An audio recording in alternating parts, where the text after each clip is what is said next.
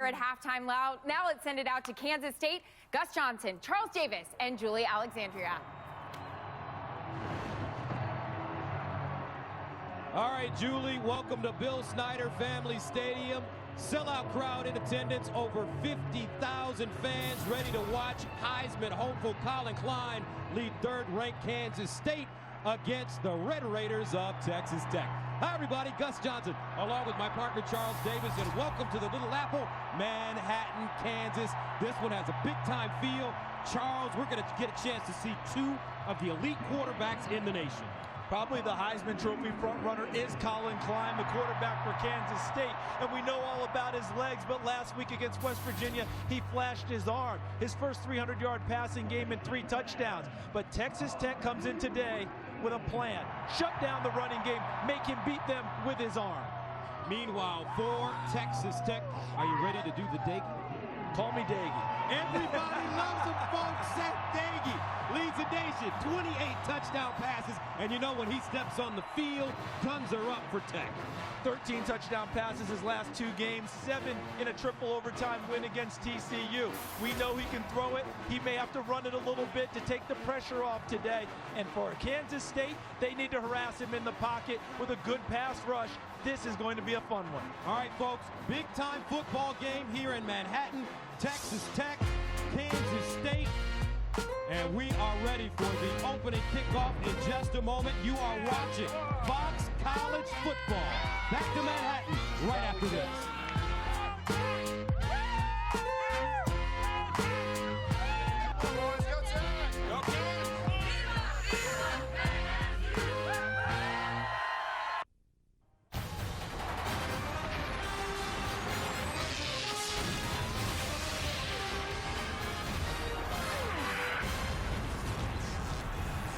And welcome back to Manhattan, Kansas. This is Fox College Football presented by Geico. And we've got a hot one for you as the Texas Tech Red Raiders storm into town to take on Bill Snyder's third-ranked Kansas State Wildcats. Time now to join the third member of our team on the sideline, Julie Alexandria. Thanks, Gus. I know you guys were just having a little Heisman chat up there in the booth. Well, K-State's Heisman mailer for Colin Klein just went out, and it pretty much sums up this quarterback in one symbol, and that's the Band-Aid, which represents all the wear and tear and the all-out toughness that this quarterback has endured during his career here at K-State. Well, inside it shows his impressive stats, but nowhere to be found does it mention Klein being a Heisman hopeful. Instead, it says college football's most valuable player. Guys? Thank you very much, Julie, as we take a look at the weather here in Manhattan. Perfect football weather, 40 degrees, 47 degrees, and sunny at kickoff time. So Kansas State won the toss. They deferred. Texas Tech will receive the football. Back deep, Jordan Davis and Sadale Foster as Anthony Cantelli prepares to send it away. Standing room only here at Bill Snyder Family Stadium.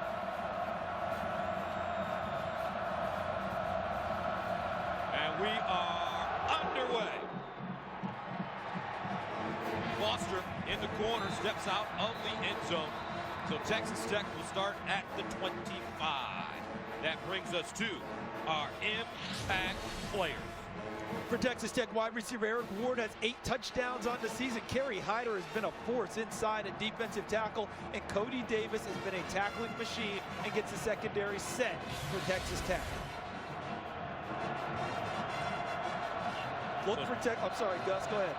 Seth Daggy, 6'1", 200 pounds, leads the nation with 28 touchdown passes, one of 16 semifinalists for the Davey O'Brien Award.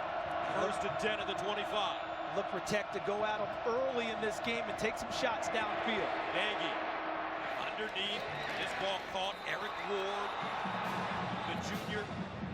And you talked to Tommy Tuberville before the game on the field, and he had some interesting things to say to you. He thinks that Kansas State has not really been attacked downfield with their secondary. He thinks they can pass protect and throw the ball and take some shots. Their goal, bat 500 on their deep balls. They hit 50% of those, they'll be in business. Nagy, he swings it out, and it's caught. Running after the catch. this Kansas State team.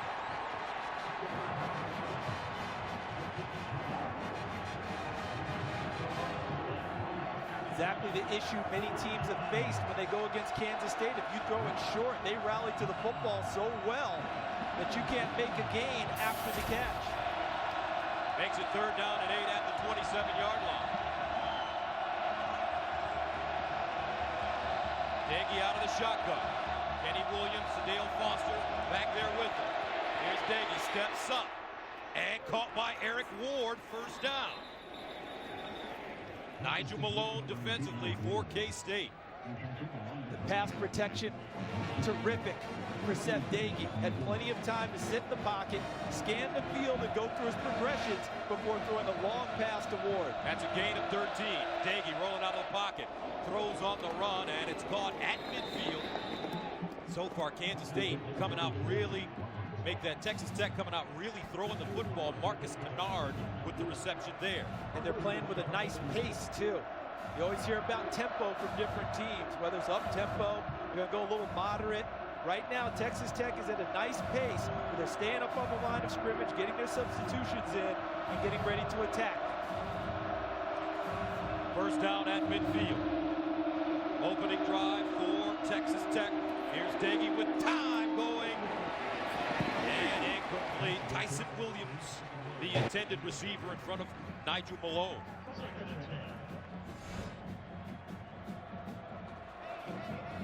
I don't know why.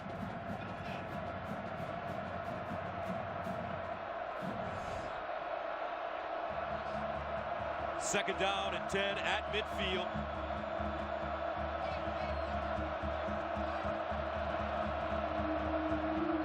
Here's Daggy, empty backfield now, and almost intercepted.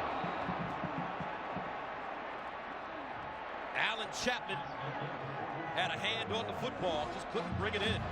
Chapman out here at corner.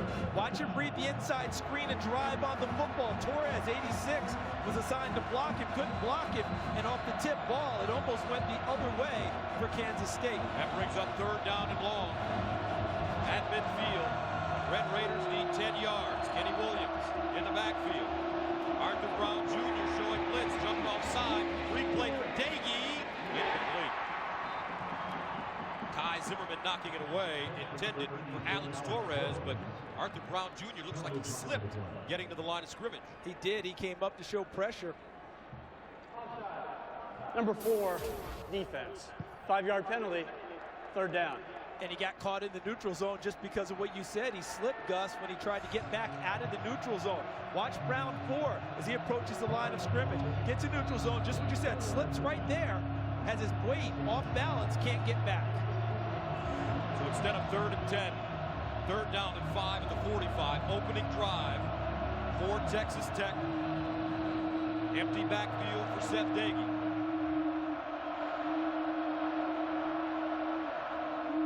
And Daggy will let it fly again. Underneath, ball caught, 1st down for the Red Raiders. This time it's Darren Moore with the reception. And on 3rd and 5, he gets 9. Seth Daggy is not just a dart-throwing guy. He's a guy who can push the ball downfield. Let's see if they take a shot here with their good field position. If Daggy wants to try and push one towards the end zone. Coming up, the 8th play of the drive that started at the 25-yard line.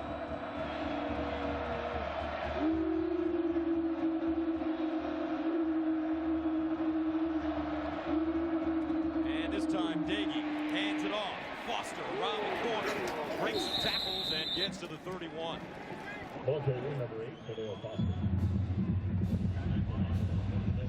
See what everyone's gone to on that type of a play. The old jet sweep where many teams used to hand it off. Now it's a toss or a push towards him, because if that gets bobbled and hits the ground, it's a forward pass. It's just an incomplete play. If you bobble it off of a handoff, it's a fumble, and the ball's live for the defense to get to.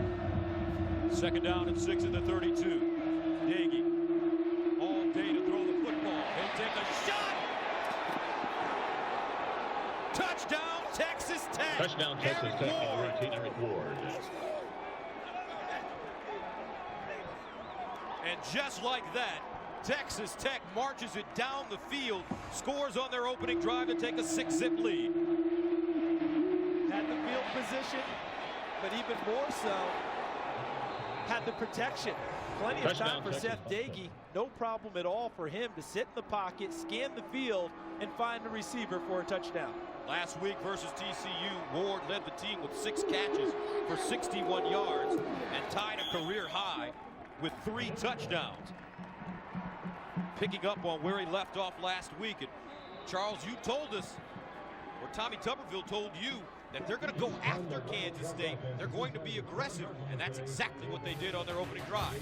It felt like they were playing into Kansas State's hands if they throw it short, because the Wildcats rallied to the ball so well. Now, you push it deep, gives them something else to think about. Texas Tech off to a nice start. Let's take a look at the scoring drive for Seth Dagey's Texas Tech offense. 9 plays, 75 yards. They scored 314. Dagey 7 of 9, 70 yards on the drive. Ward with 3 catches for 52 and the touchdown.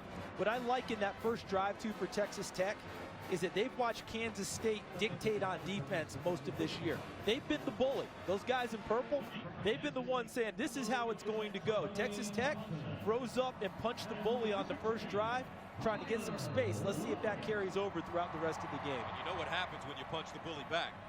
That's what you have to take a stand, and that's what Texas Tech did and stung them deep early. Let's see if that pays dividends and allows their intermediate passing game to really flourish. Tyler Lockett, Tremaine Thompson back deep for K-State. And they'll start from the 3-yard line. This is Thompson. And Thompson crosses the 25. Kansas State ranks 7th nationally in kickoff return average at 27.4 per return. Look at the touchdown again. Focus on these guys right up here. The offensive line. Look at what Seth Dagey has. It's right there. Look at that. Look at all this time. There is no one in Seth Dagey's face, which allows him what? To step up, man-to-man coverage, and beats Nigel Malone, a second-team All-American last year cornerback, for the initial touchdown of the game. Seth Dagey has gotten into the Heisman conversation with those 28, making 29 touchdown passes now to lead America. First down and 10 for Colin Klein and Kansas State at their own 27. And Klein handing off to Josh Hubert on first down. And Hubert, Number 33, Sean Hubert on the carry. maybe a yard on the play. And that brings us to the Kansas State impact players. How about Tyler Lockett, the sophomore wide receiver, set career highs for receptions, touchdowns, and yardage last week. Also returned a kickoff for a touchdown against Texas Tech last year. Meshach Williams, 2.5 sacks against West Virginia. And Ty Zimmerman has an interception in his last four straight games. Second down and 10 at the 27.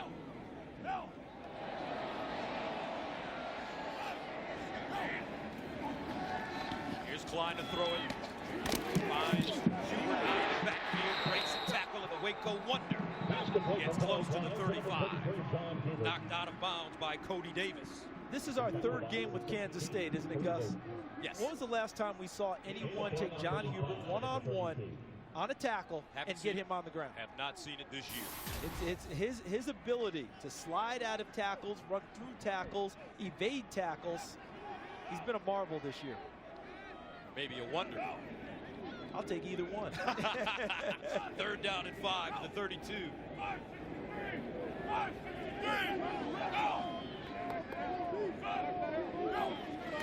Klein underneath. And caught. Chris Harper. And a first down for K-State. Bruce Jones brings him down.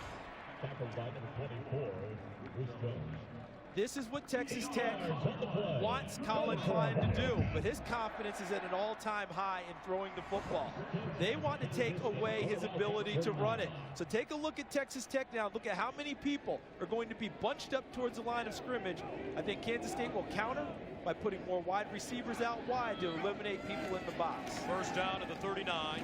Klein with time over the middle and incomplete.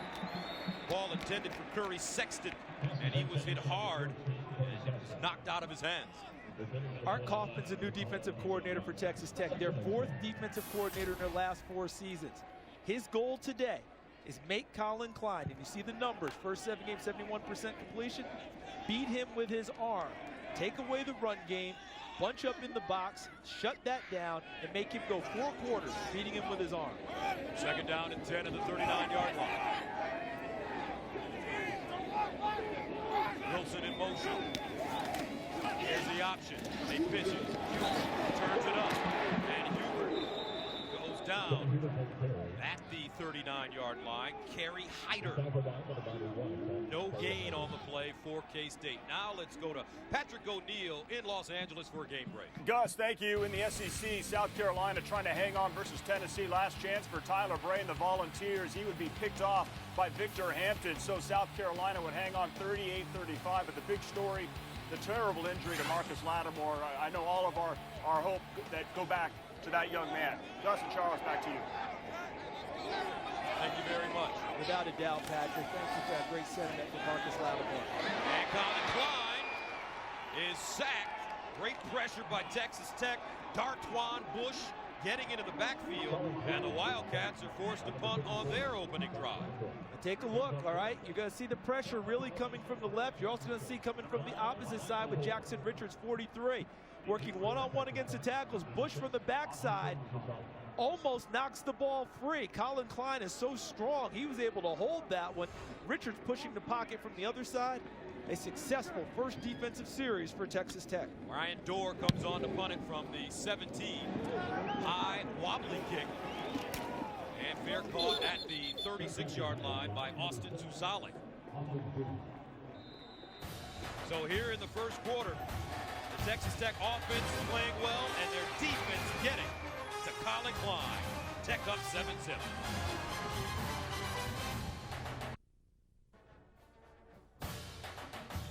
Fox College football is sponsored by Geico. 15 minutes could save you 15% or more on car insurance. 7-0, Texas Tech with the lead and the football. Now, following our game, Foxtoberfest continues with Game 3 of the World Series as the scene shifts to the motor, where Ryan Vogelsong and the Giants will try to take a 3-0 series lead against Anibal Sanchez and the Tigers team looking to get themselves back into this series. Legends are born in October, and our coverage of Game 3 of the World Series begins tonight following football. Nagy over the middle, and Nagy wants to run it. Nagy slides down at the 40, and Tommy Tuberville told us about trying to convince his quarterback to be a little bit more mobile. And Seth Nagy is a good athlete. But remember, in high school, he blew out his knees in back-to-back years. Did not play his junior and senior year in high school. I think when your coach is telling you to run and you've had 2 knee surgeries like that, you're probably going to look at him and say, well, I'd really like to throw it. But it's a good move. Look at the pressure release for him to get upfield and get a few yards. Second down and 7. That down at the line of scrimmage. Shaq Williams, who's just having a sensational season, making a play there. And that's going to go against Seth Nagy. But the right tackle, Terry McDaniel, 68. Watch him with Williams. He's got to get up into Williams and chop him down and get his hands out of the air. That was too easy for Williams to get his hands in the passing lane. Third down and 7 at the 39. They need to go to the 46 for a first down. Play fake. Nagy, far side, caught. And a first down for Alex Torres. Can you say welcome back, Alex Torres? Going into the TCU game, Torres here in the slot, going to work to the outside, and look at the timing. Ball's on him almost after, just like 2 steps after he turns. He had only 8 catches on the season going into the TCU game, whereas the year before, he was one of their leading receivers before tearing up the knee ligament. He's getting back in form, and he and Nagy have a nice connection. Last week, 5 catches, 53 yards, and 2 touchdowns. Nagy to the sideline. Incomplete and intended for Darren Moore. Broken up by Alan Chapman. Now that's the second time we've had Alan Chapman make a play on the football in this game. One was on a tip ball on an inside screen.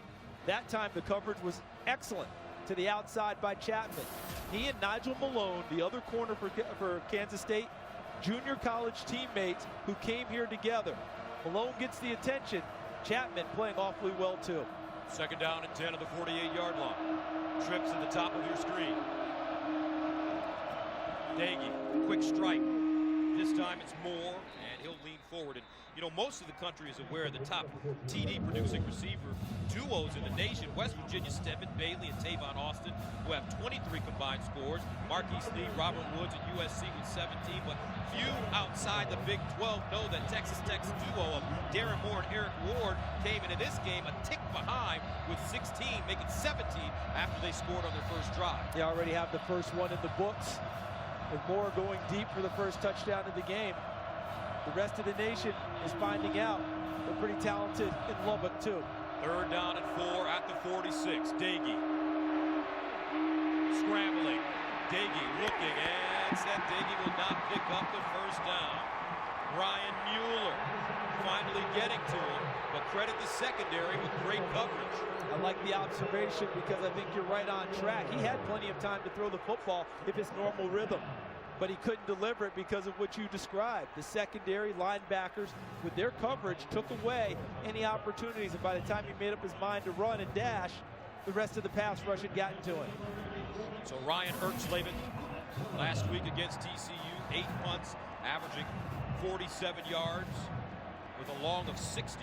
And back deep, Tyler Lockett and Tremaine Thompson. And he nails this one. And it's fair caught at the 11-yard line by Thompson, a 35-yard punt. Then in Kansas State inside their own 20. So coming up, Colin Klein back on the field, his team trailing by 7. Let's take a look at this week's Heisman Watch presented by Nissan. A lot on the line in this game. It really is, because we have Colin Klein, who's the acknowledged front runner. Matt Barkley was so good last week against Colorado. Manti Te'o from Notre Dame playing at a super high level, and Seth Dagey is getting mentioned. And if Texas Tech plays well today, and he does, he may get more than mentioned starting next week. First down and 10 at the 11. Kansas State throwing on first down. Tyler Lockett with the reception.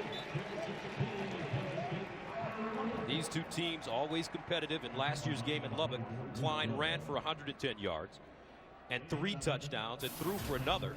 Tyler Lockett returned to kickoff 100 yards for a score. Seth Dagey threw for 461 yards, but 3 interceptions. Second down and short. Wildcats need 2 yards at the 19.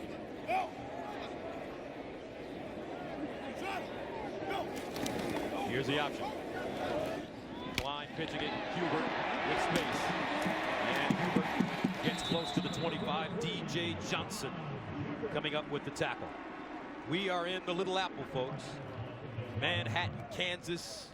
This is Fox College football brought to you by Geico. Big 12 action.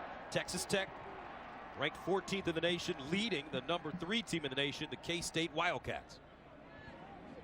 Bill Snyder had a chance to sit in his office yesterday. More than a coach, he comes across as a philosopher, a very wise man. I felt like I was talking to my dad. We talked a lot more about life and lessons than we did about football. That was okay with all of us, wasn't it? First down and 10 to the 25. Klein. And Klein, 2 yards on the play. Delvon Simmons. Look at the success. He took over the program in 1989, won 1 game, but look what he's done ever since. That tells you one thing. You know how many teams go to throwback jerseys and throwback uniforms to honor great teams of the past?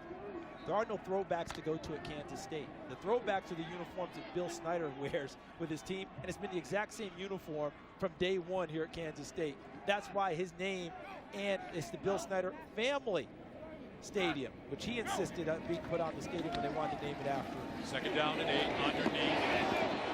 Caught by Tyler Lockett. Stopped by Bruce Jones. And it's a 1-yard gain. And this is where Texas Tech likes their chances, because now you're in the 3rd and long. You've kind of taken the run game away from Kansas State. Doesn't mean they won't do it with Colin Klein. If he sees a gap, he'll go. But you put him in a situation where you expect him to throw the football, gives you a chance to unleash your pass rush. 3rd and 7 to the 28. Colin Klein out of the shotgun. That ball deflected at the line of scrimmage and incomplete. Kansas State coming up empty once again, and they're forced to punt it away. And not just the pass rush up front, but the coverage downfield. Watch the middle of the line and watch them get their hands up. Well coached. Can't get to the quarterback? Get your hands in the passing lane. Kerry Hyder, 91, tips it. And then behind him, Bruce Jones, number 24, was all over the receiver because the receiver had a chance to catch it off of the tip. So Dorr sends it away. Zuzalik back deep, sends it for a fair catch, and has it at the 40. The pressure from Texas Tech because they earned the right to rush the passer by winning first down and second down. Third and long, they rush the passer, and Kerry Hyder helps tip away the pass with help from his cornerback, Bruce Jones.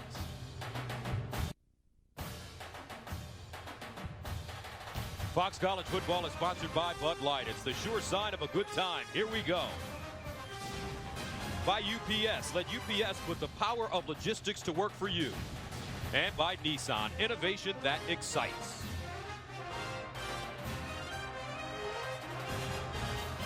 Welcome back to Manhattan. Texas Tech at the line of scrimmage. Seth Dagey, 9 of 13, 85 yards and a touchdown already.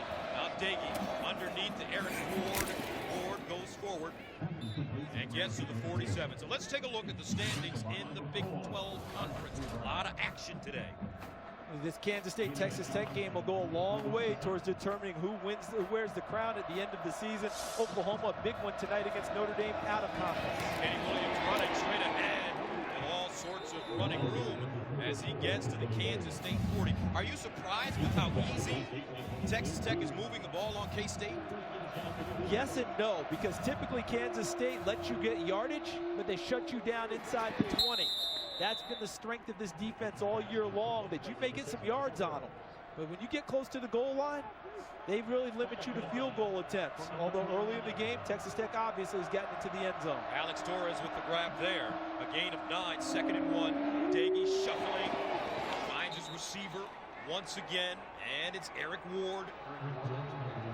And look at the pace that they're going with now. Even in the substitutions, they're going awfully fast. This is almost where they're getting to what they call NASCAR speed in terms of tempo on offense. First down and 10 to the 23.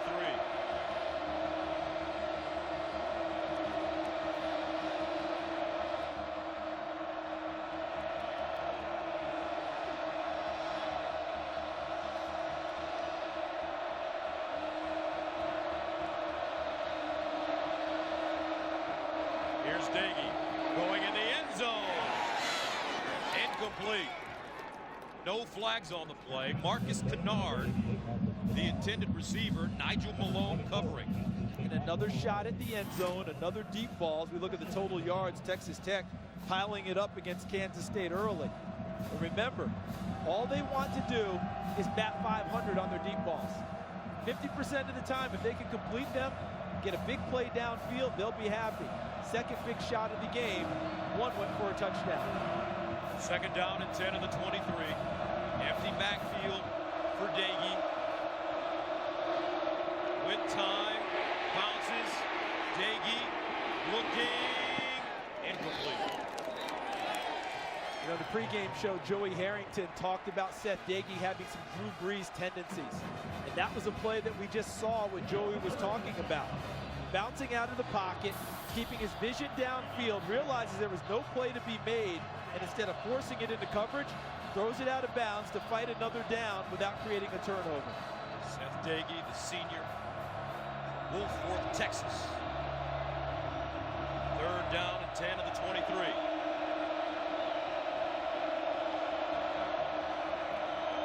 Here's Dagey. Oh, he got crushed. Picked up. Williams spreading. Make that Childs. Cuts it across. Touchdown, Kansas State. 69 yards. But a flag on the play.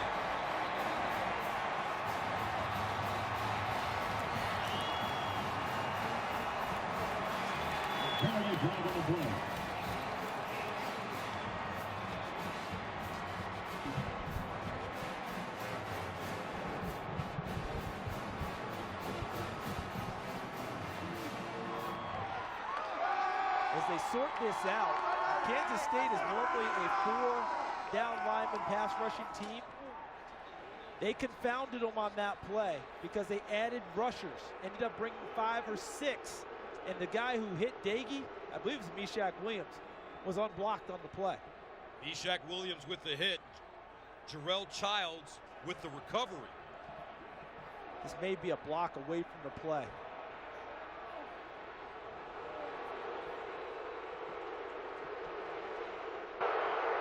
Ruling on the field is a fumble recovered by K-State.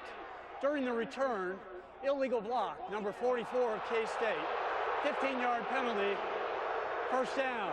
Ryan Mueller. Also, sideline interference by the Texas Tech bunt, be a 5-yard penalty. First down, Kansas State. Watch. See here? Now they're mugging the line of scrimmage, and Meshach Williams, 42, will come unblocked. As you see, McDaniel step down inside to help with the pressure. He knocks it free. Childs is on the spot. His second fumble recovery of the year. The Oklahoma game was the last time. Here's the hit by Williams. Childs the beneficiary as he scoops it up. Childs scored a touchdown against Oklahoma when Justin Tuggle forced a fumble of Landry Jones.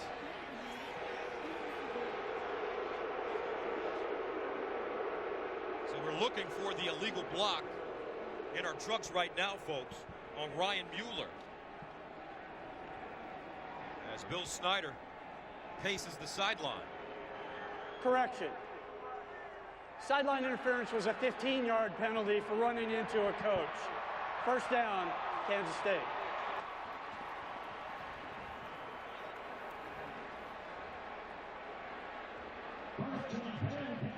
Let's take a look. So on the return, Mueller, 44, is who was called. You have to block up high. Wow, looked like he was trying to block high. I'm not sure where I caught him actually below, but the officials were on the spot and threw the flag. Kansas State with the football at the Texas Tech 14. Angelo Pease trying to get outside. Nothing doing. Great defense by Kerry Hyder. We've called his name out a few times already. He has come to play today, hasn't he? They said he's been terrific since spring practice last year, dominated in the fall, and has played at a high level all year. Demands double teams from people and is splitting them and getting into the backfield. And on that play, he brought down Angelo Pease. So a loss of 3, second down and 13 at the 17.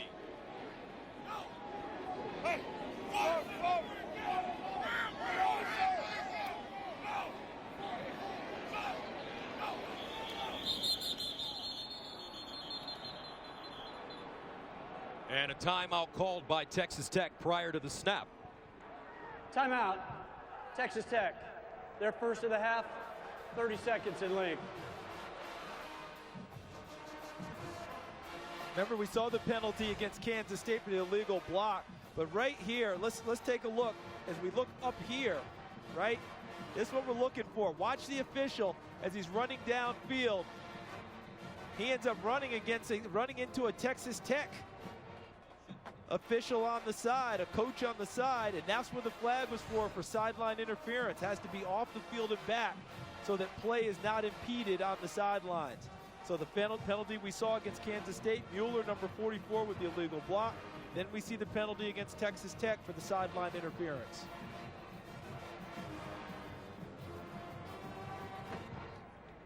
Now join Fox Sports and our partner, the Prostate Cancer Foundation, this Movember. That's right, the charity event where men grow mustaches to change the face of men's health. To learn more, visit www.pcf.org/foxsports. So after stalling on their first 2 drives, the turnover allows Kansas State a 2nd and 13 at the Texas Tech 17-yard line. Angelo Pease in the backfield.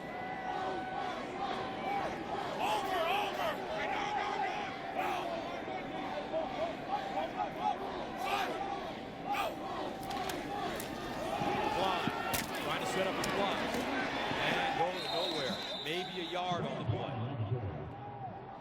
And usually that's a very effective play for Kansas State because of the patience of Colin Klein.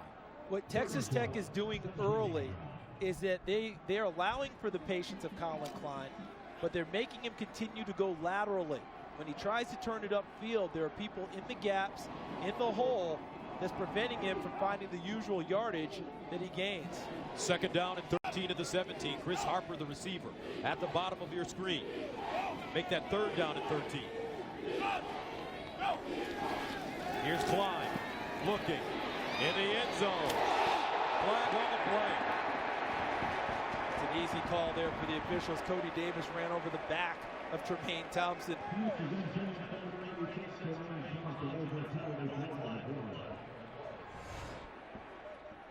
Thompson is going to work inside, but it won't be the guy covering initially, Aguavin. As Thompson works, Cody Davis gets beat to the inside and then runs up the back of the receiver for the penalty.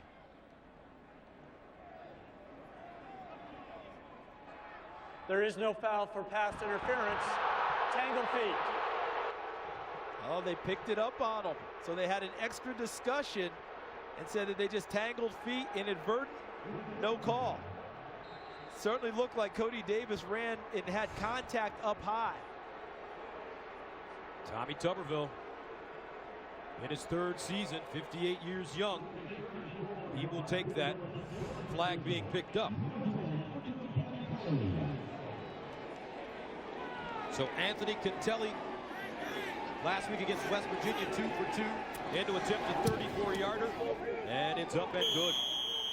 With 15 seconds remaining in the first quarter, Kansas State on the board, 7-3.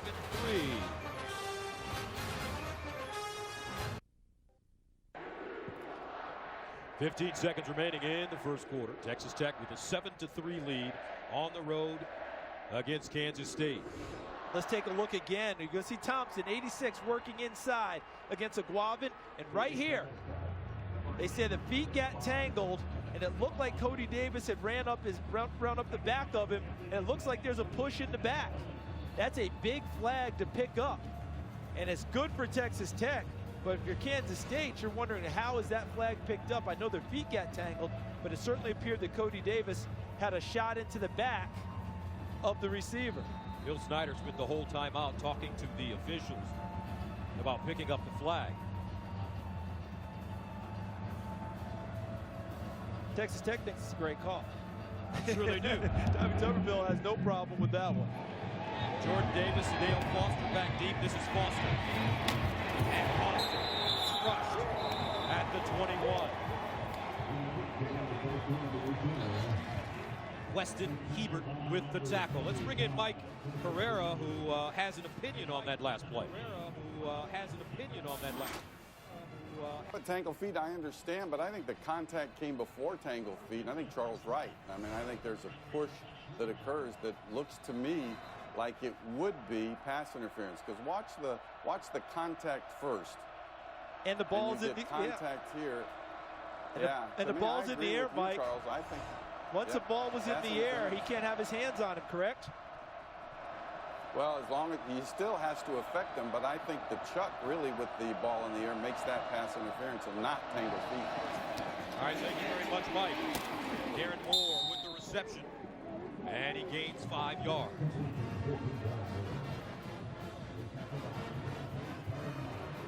And that should take us maybe one more play here in this first quarter. And just think about how that all ended, Gus. Kansas State thought they had a touchdown on the fumble recovery return. The penalties took that away.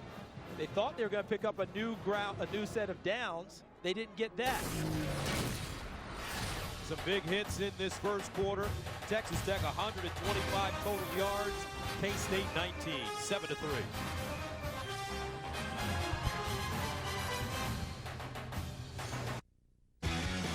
Fox NFL Sunday, tomorrow. Some of the top competitors in the world's most challenging career fields are proud to show that they first excelled across the academic fields of their alma maters in the Big 12 Conference. From champions in the classrooms and on the field to champions in business and life, Today, Big 12 Conference graduates are among the leaders of business, science, medicine, and public service. We're proud to see what the next class will achieve. The Big 12 Conference.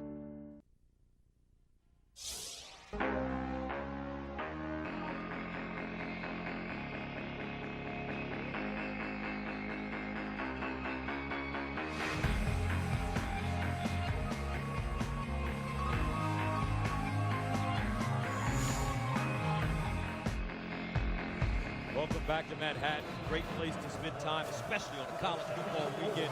Charles, we had a chance to walk around the city yesterday and take in the sights and the people. Not going to find a friendlier place in college football with the people.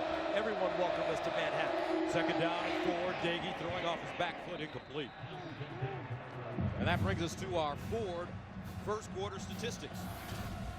Well, the way Texas Tech played in the first quarter, you can see the passing yardage huge, not a surprise. They continue to play fast. The turnovers, even though they turned it over, they were able to limit the damage and only gave up a field goal. Third down and 4 at the 28 for Seth Dagey. Eric Stevens, second string running back, checks into the game.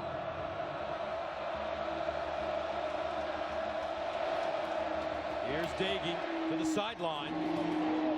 And caught at the 45. Once again, it's Eric Ward, this time a gain of 27. Another big shot downfield taken by Texas Tech. Got Ward working to the second receiver. Looking to the outside. Nicely thrown ball by Dagey. Stevens. And he'll get inside the Kansas State 40. Ty Zimmerman with the tackle, but Ward already, Charles, 6 catches, 95 yards, and a touchdown. He's averaging 16 yards a grab. And so far in this game, Texas Tech is playing to their personality throwing the football. Kansas State, -1 yard rushing, not playing to theirs on offense. Second down and 5.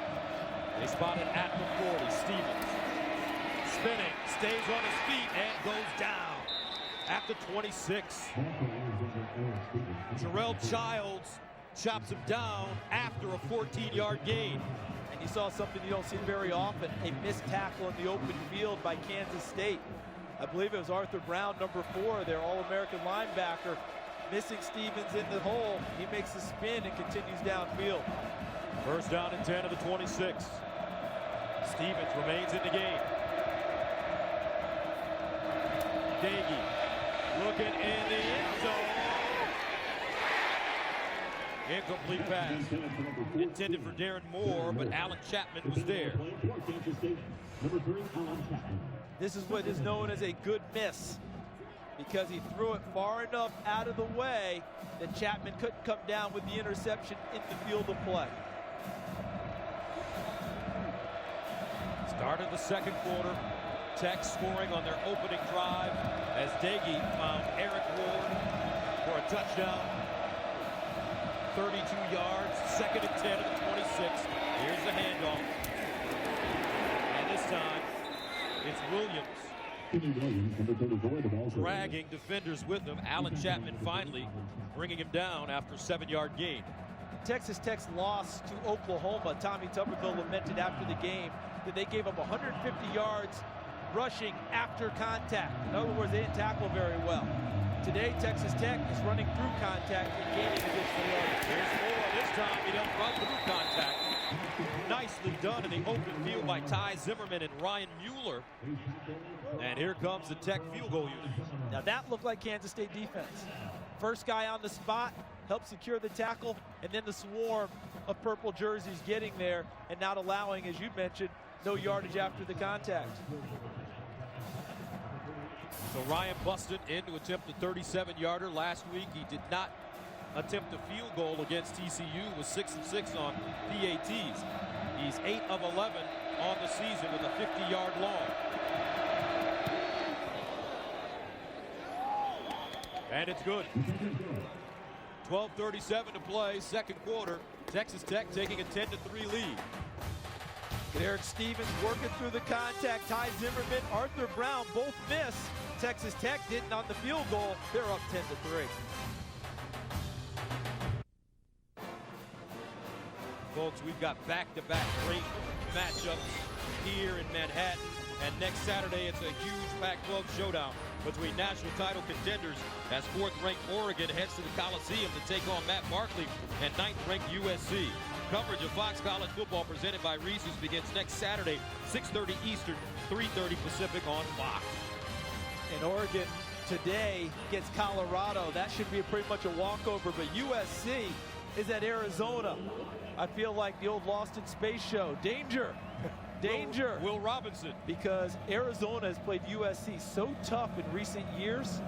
You're worried about it, and Matt Scott, their quarterback, is playing at a real high level for Arizona. Line drive kick picked up, and Kansas State will have very good field position at the 41-yard line. Travis Tannehill returning it. Other BCS action today. Alabama hosts Mississippi State tonight, a battle of unbeaten. The Colorado-Oregon game we just mentioned, Oregon should run past Colorado easily. Florida-Georgia, what a great rivalry game. If Florida wins it, they win the SEC East. And Notre Dame goes to Oklahoma. All time in that series in 9 games, Notre Dame is 8-1. But Oklahoma, their last 3 games, they look like vintage Oklahoma on defense. Maybe the best one-loss team in the nation, the Oklahoma Sooners. LSU there as well. First down and 10 of the 41. And they hand it off. And Charles, looking at what Kansas State has done, undefeated, some feel that they can run the table. Any additional pressure on these young men? I think things have shifted because Kansas State is used to being that underdog, overachieving team, coming off the pace. Well, guess what? When you get up to number 3 in the BCS rankings and you beat Oklahoma on the road and West Virginia on the road, you're no longer underdogs. Now you become the hunted. Maybe the pressure creeps in a little bit for these young men in a little bit unfamiliar situation for them. Second down and 6 at the 45. Hubert again. And it was interesting being in Coach Snyder's office yesterday, and I said, Coach, do you allow yourself to dream of what could happen? And his response was very interesting. Not my nature to do that dreaming. Plus, we need to take care of what's in front of us right now. He said, all I'm concerned about is when you guys leave my office, what's next on my agenda? That's how I operate, and I need to set the example for my team. And so far, it's been quite the example. I think that, frankly, Kansas State and Alabama play to their level better than any 2 teams in the country. They don't worry about what else is out there. Timeout called by Tech. That's their second timeout. 1 remaining. So with 11:18 remaining in the second quarter, tight score. Tech with a 10-3 lead.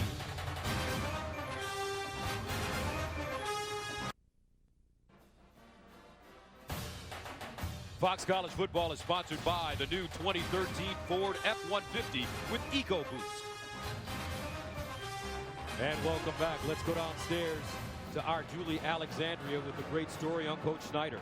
Thanks, guys. Charles Davis, you know, you just mentioned how nice the folks are here in Manhattan, Kansas. And apparently that was a big decision when Coach Snyder was deciding to come and coach here.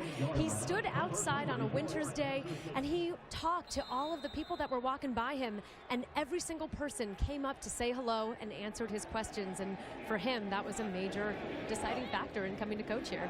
Guys? All right, thank you very much, Julie. And you know, last week was a first. We'll talk about that in a second. Here's Colin Klein on 3rd down, and a lock in picks up the first down for K-State. Usually Coach Snyder doesn't stop when he's being interviewed walking off the field, but it was a first last week. Yeah, you have to jog with him if you're the reporter, but last week Coach Snyder stopped and answered 4 questions for our Julie Alexander. I think you frame that moment, you save it, and send it to the Smithsonian. As you take a look, the battle on first down at the 48. Colin Klein throws on the run, and he's got a receiver, Tyler Lockett, and he picks up another first down. Will Smith with the tackle. And you just pointed out the average yards gained on first down for the 2 teams is 1.6 for Kansas State before that play. I think that Bill Snyder is seeing what Art Kaufman, the defensive coordinator for Texas Tech, is doing. stacking the line of scrimmage, loading the box, daring them to throw it, and he's not afraid now on first down to let Colin Klein throw it. They're going to have to try and loosen him up that way rather than continue to just run against a loaded box. First down and 10 at the 37. Play fake. Klein deep in the pocket. Wants to unload. Sideline, Chris Harper. The people's champ. And Harper out of bounds at the 20. Another first down. Terrence Bullock there to usher him out of bounds. If he's the people's champ, does he get a belt for that? Does he get the title belt? This is another first down call by Bill Snyder. Seeing the number of people, 8, 9 in the box, and saying, forget it. Let's go ahead and throw the ball outside wide to our receivers because he has a lot of confidence in Colin Klein throwing the football. That's a 16-yard gain. First down and 10 at the Texas Tech 21. Klein and the offense finding a rhythm. Here's a handoff. Hubert around the corner, down the sideline, and Hubert out of bounds around the 10. What a block inside by Cody Whitehair, number 55, the left guard.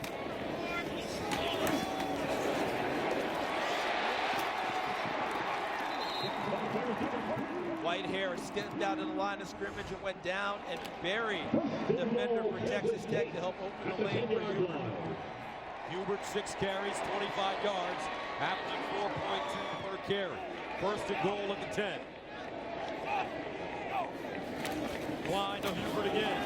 And Hubert down inside the 5. Will Smith with the saving tackle.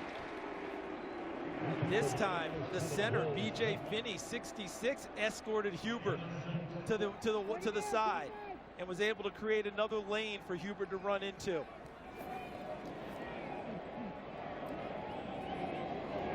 Second down and goal. They mark it at the 4. Harper blocking the receivers at the top of the screen. Colin Klein, this is usually where he runs the football. Hands it off. Hubert stood up, bounces it out. Hubert, touchdown Wildcats.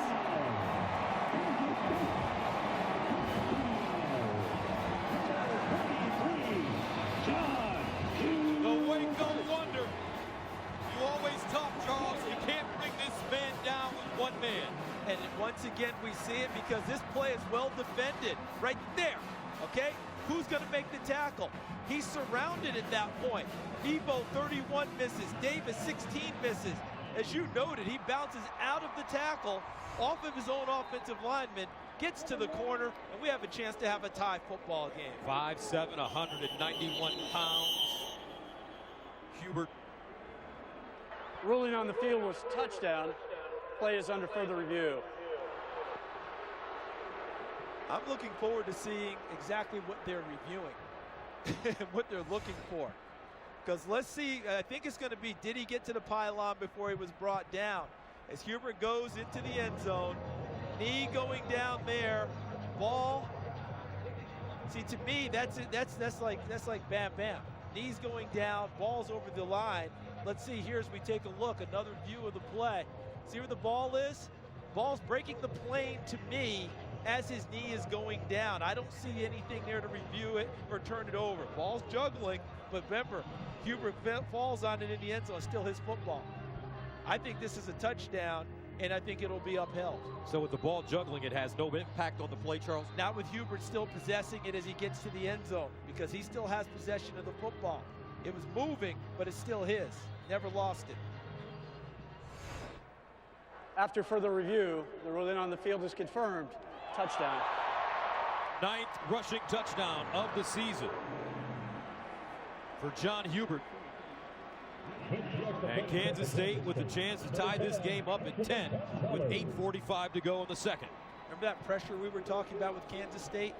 They're answering the question that we asked. How are they going to deal with that, being the hunted? Things were going Texas Tech's way. Kansas State has gathered itself, got back to their basics, and now we're about to have a tie game. Extra point up and good. And with 8:45 to go, folks, we're tied at 10. Some big plays by Kansas State on the drive. And when we come back from break, the Fox College Saturday studio will have a preview of the Pizza Hut halftime report.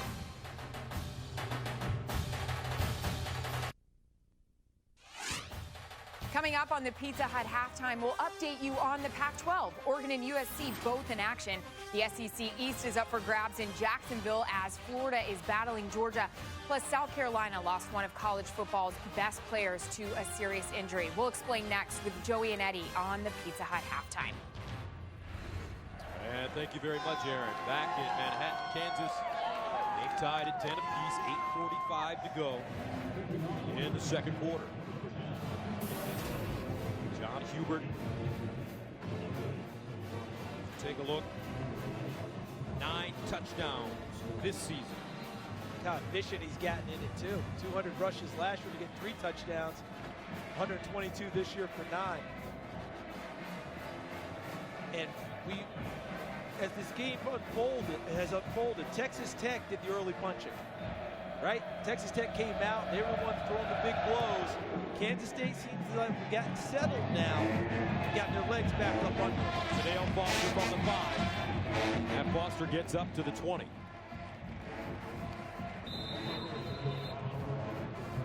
You're watching Fox College football, brought to you by Geico.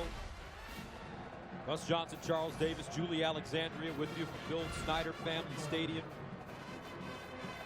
This is my first game here in Manhattan, Charles, and these fans, they are rocking. I watch them on TV sometimes.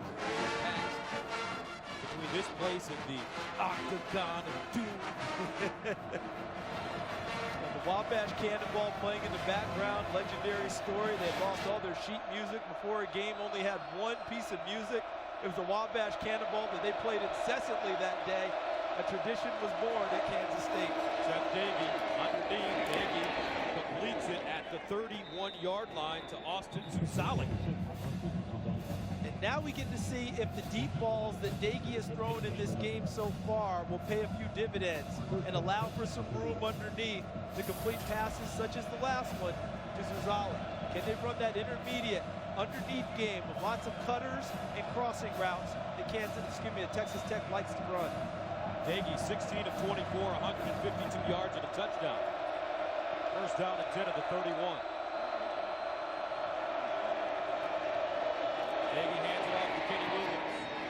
And Williams pushing the pile forward, and he gets to the 40, a 9-yard gain. Jared Milo, first man to him. One of the benefits of Texas Tech playing as fast as they do, getting up on the line of scrimmage, is that the play clock, as it starts, this gives Seth Dagey, a coach's son, a gym rat, a film rat, lots of time to survey a defense and pick the proper play to run. Never in any worry about the play clock. Here's another handoff to Kenny Williams with great running room. Picks up the first down, gets to the 45. We're talking about those crossing routes, those underneath routes. What does Texas Tech do to become successful that West Virginia couldn't do last week? Well, for one thing, protecting Seth Dagey.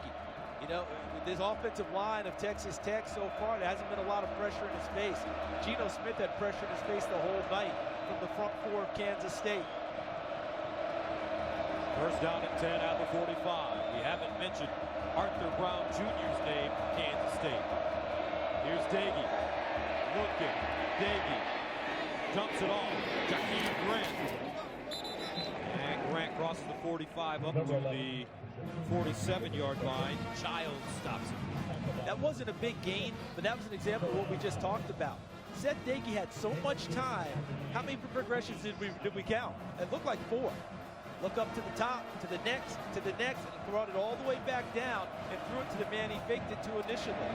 Williams again. So the Texas Tech offense has seen something. They have gone to the run, and it's very effective so far. Let's go to Patrick O'Neill for a game break. Gus, 4th-ranked Oregon with the whooping stick on Colorado. That's the 8th touchdown. The backup is in. Brian Bennett, 8 times 7 is 56. A lot of offense for the Oregon Ducks, but Gus and Charles, they can play defense as well. That's been one of the differences in Oregon. They continue to get better on defense, and not only can they run with teams, They'll smack you now on defense. We'll see him next week at the Coliseum in Los Angeles against the Trojans of USC. 6:04 to play, second quarter. We've got a tie ball game here in the Little Apple. 10-10, Tech and K-State.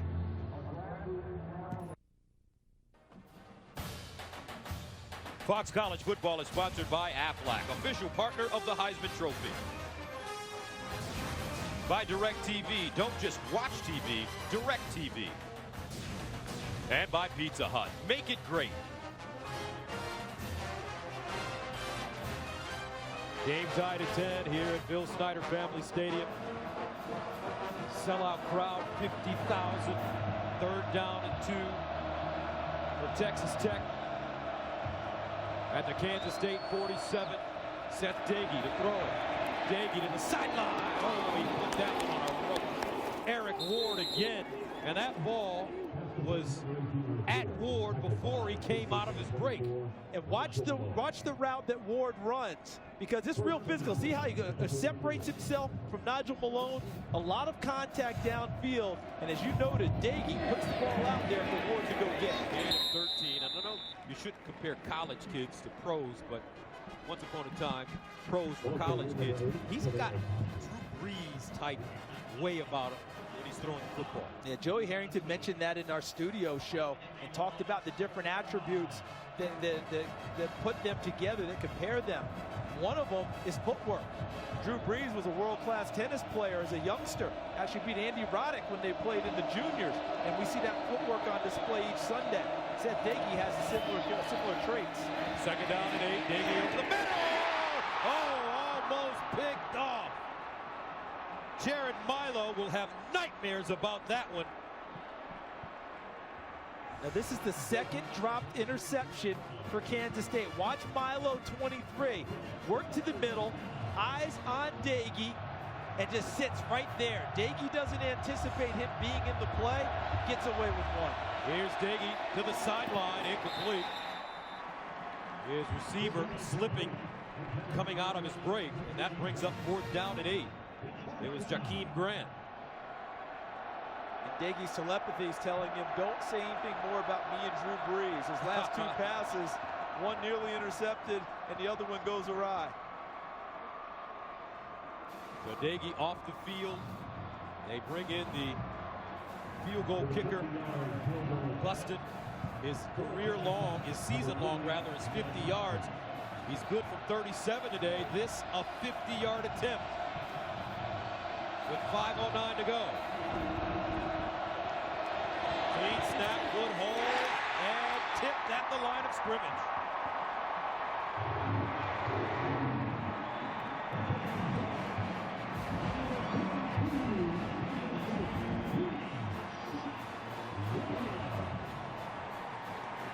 Looks like Meshach Williams got a hand on it. Look into the middle of your line.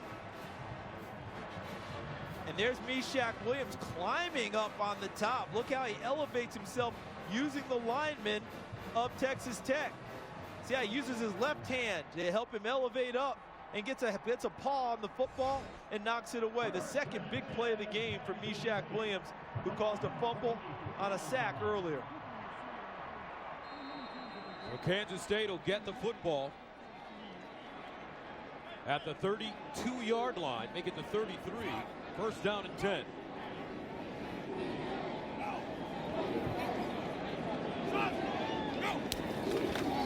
Play fake, Klein, looking, throwing the home run, Harper! The people's champ, they call him in Manhattan. That's a gain of 47 yards. And another first down throw. Why? Another box that shows a lot of people. Almost 8 in the box. Klein goes back. Easy throw. Look at Harper, number 3 to the outside. Just runs past Nebo, number 31, and then uses his body to keep Nebo away from the football and complete the big strike. A first down at the Tech 21. Klein, he'll run it. Klein breaks up and is dragged down inside the 15 by Terrence Bullock. What's happening now, Gus, is that because Kansas State is successful throwing the football on first down, now you're making things a little uncertain for Art Kaufman's defense for Texas Tech. They had success loading the box and shutting them down early. Now, because Klein's completing passes, you can't just play that box anymore and let him throw it with impunity. 7-yard gain, 2nd down and 3.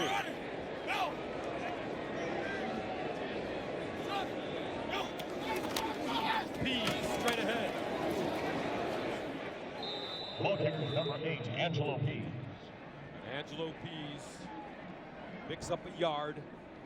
Number 8, To bring up 3rd down and about 2. Delvon Simmons with the tackle in the middle. And Texas Tech last week won a triple overtime game. What was it, 53-50 against TCU? You know how they won it? They made TCU kick 6 field goals in the game. That's huge, because now, if they can do the same thing here with Kansas State, that keeps them going in the game. You don't want to give up 6s in games like this, especially since Texas Tech has an explosive offense. Klein looking for the 1st down. And he has it. Colin Klein on the quarterback keeper. Last week, Tech's winning 56-53 in 3 overtimes in Fort Worth. 5 yards on the play. Kansas State, everyone talks about how, they're not very flashy. You hear the word vanilla all the time. They put up, 50 points or more on offense 4 times this year? You can be not flashy, but you can be coldly and ruthlessly efficient, can't you? Because they are. 1st down and goal at the 8. Vanilla's been around a long time. You know something? People ask for it all the time in the store, don't they? Exactly.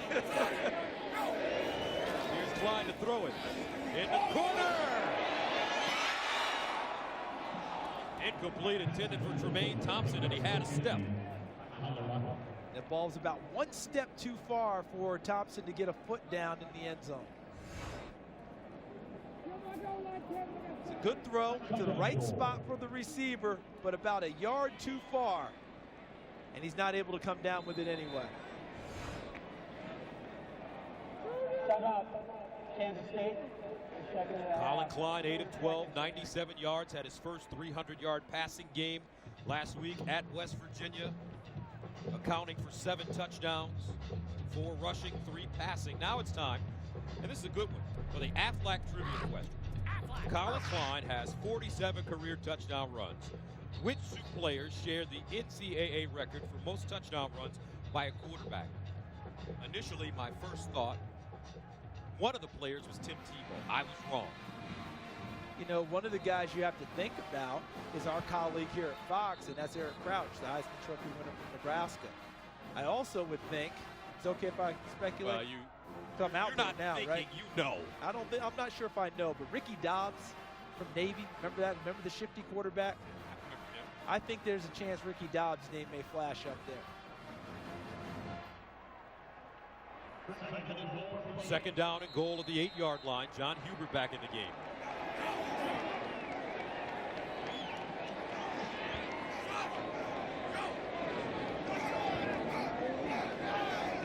Not necessarily a throwing down for Kansas State with the way they run it with Klein. Here's Klein, fires, caught by Thompson. Thompson tackled quickly by Cody Davis, and that brings up 3rd down and goal.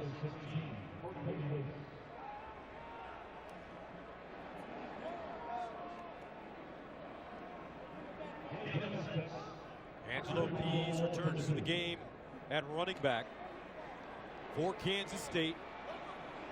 And it's a heavy lineup for them, multiple tight ends. 37, Braden Wilson, the fullback. You might want to follow him to the football. Klein hands it to Pease, and he throws it. Whoa! Now that was not a vanilla play by any stretch. Now Angelo Pease was a junior college quarterback and has been used as a Wildcat before. This was Kansas State's version of the jump pass, just using a running back. Handoff, and he was supposed to jump up and pop the pass into the middle. No receiver to be found. Wow, it almost looked like a bad jumper.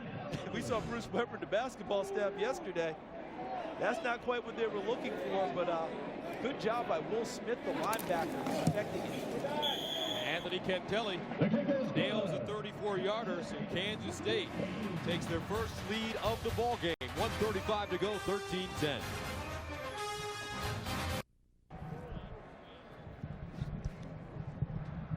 Welcome back, 13-10.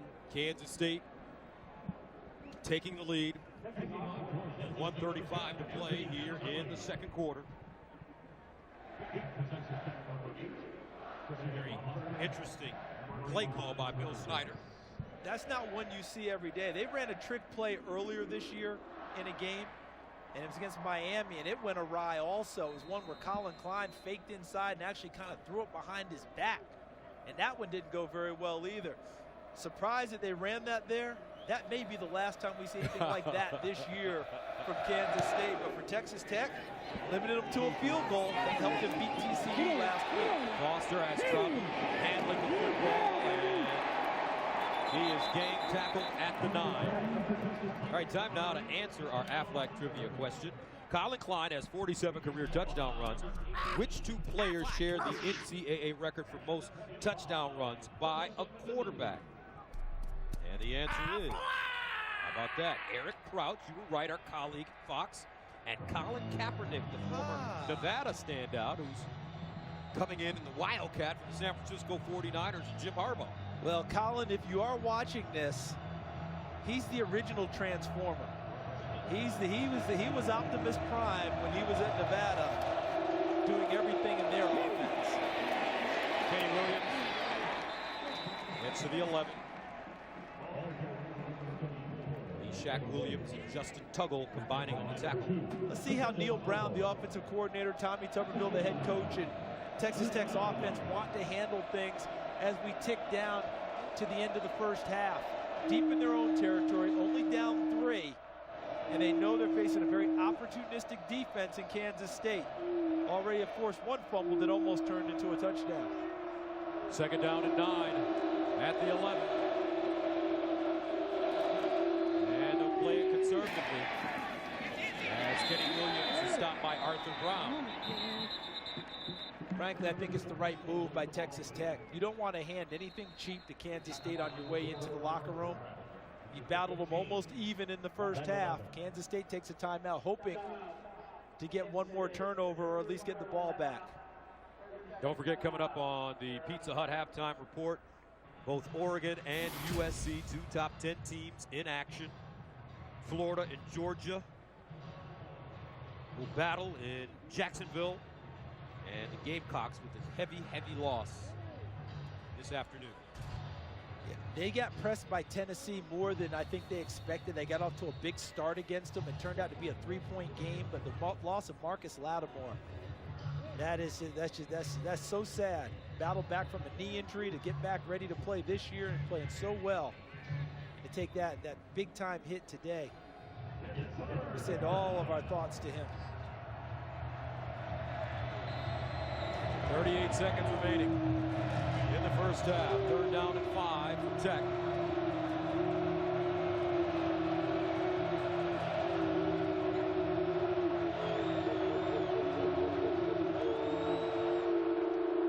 Kenny Williams again. And Williams looking for the first down. He's close. Looks like he has it. And he does. If he doesn't get the first down there, that would have been a quick timeout by Kansas State. Oh, excuse me, they were out of timeout, so they were trying their best to force another turnover at that point. But they were trying to get their hands on the ball one more time. Texas Tech is taken to the locker room, only down 3. Since 1990, Kansas State is a 156-5 when leading at the half, including 7-0 this season. And our halftime score, K-State 13, Texas Tech 10 after Tech got on the board first, scoring on their opening drive. Now let's send you to the Pizza Hut halftime report. Gus, thanks so much. Coming up on the Pizza Hut halftime, we'll look at some of the top Pac-12 teams as the Oregon Ducks and USC Trojans are both in action today. Plus, Florida battles Georgia in Jacksonville with the SEC East at stake. And a South Carolina star goes down in Tennessee. We'll get you caught up next with Joey and Eddie on the Pizza Hut halftime.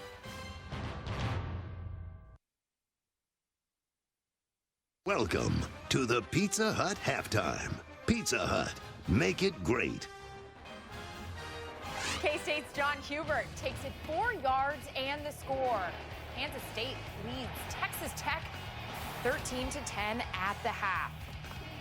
So we welcome you inside. Aaron, Eddie, Joy, glad to have you here with us. So much action going on. Where are we? Who are we? Nice to see ya. Let's talk about our game.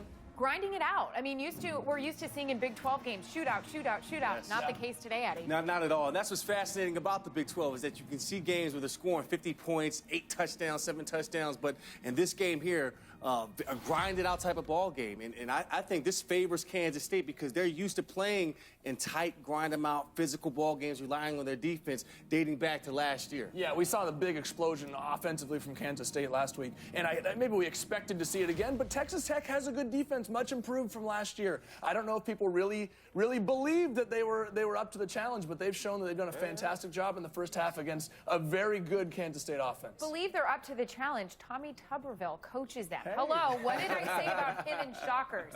Hey, huge. Hey, let's get you caught up on other action today, and this is a big story in college football. Tennessee at South Carolina. Gamecocks would win this game 38-5, but that's not the story. This is. And turn away. Horrible, gruesome injuries to Marcus Lattimore and his right leg. Remember last year he tore his left ACL. Well, here he really injured that left leg or right leg. We don't have any update right now. We know he was taken out to the hospital. Both teams came out onto the field because this kid is very well respected. With everything he's done to try to come back, his mom Yolanda came down on the field. Everybody's very upset. And this is Gamecock head coach Steve Spurrier following the game. Obviously, Marcus has got a severe knee injury, but we'll let the doctors, tell you exactly what all it is later on.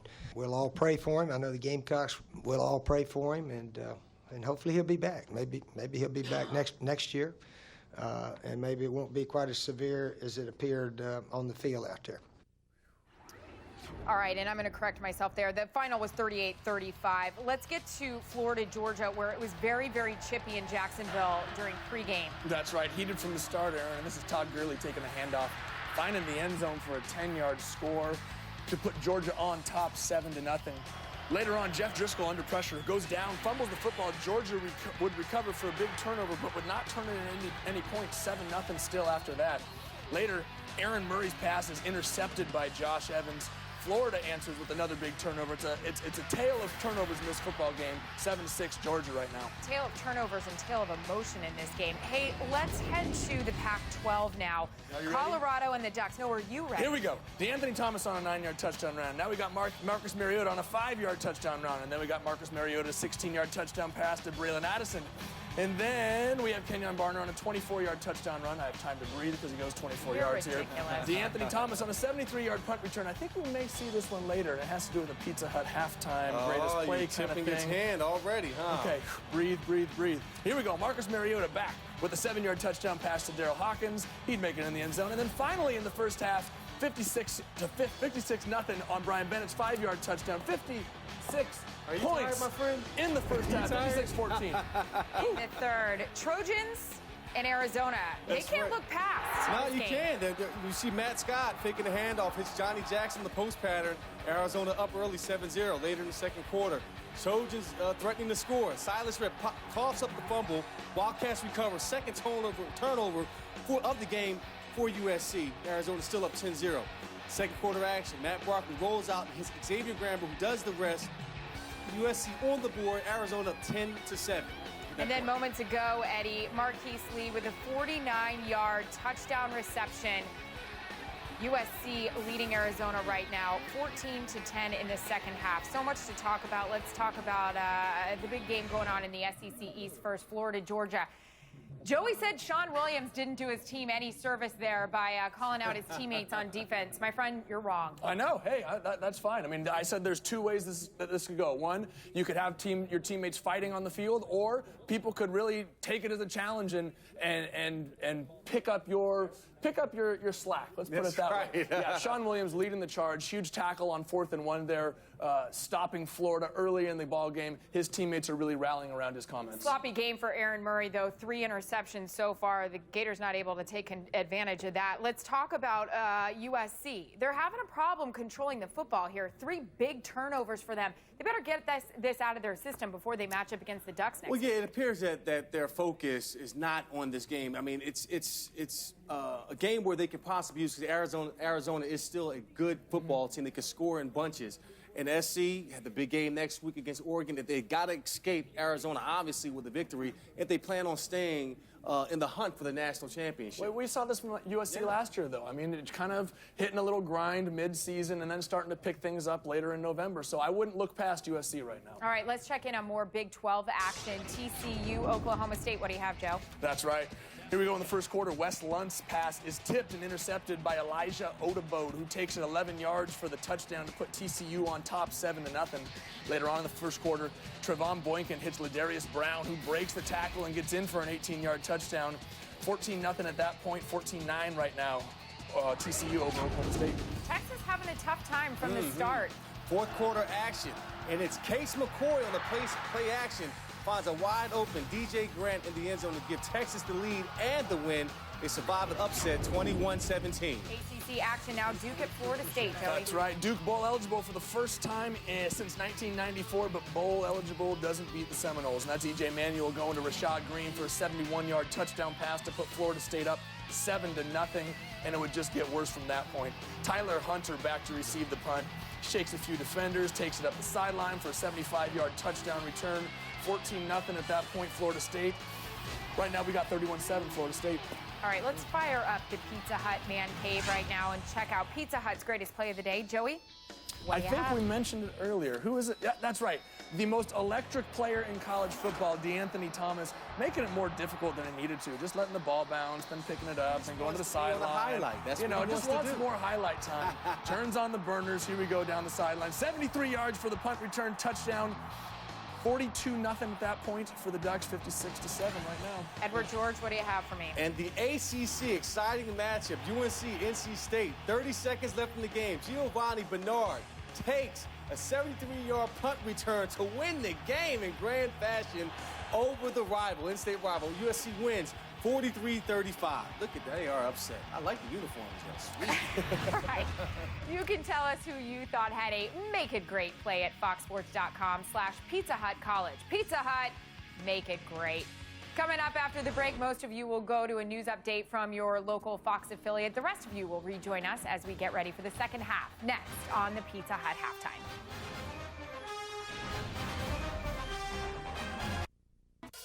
Texas Tech is on the rise, now a national research university, a growing campus steeped in tradition.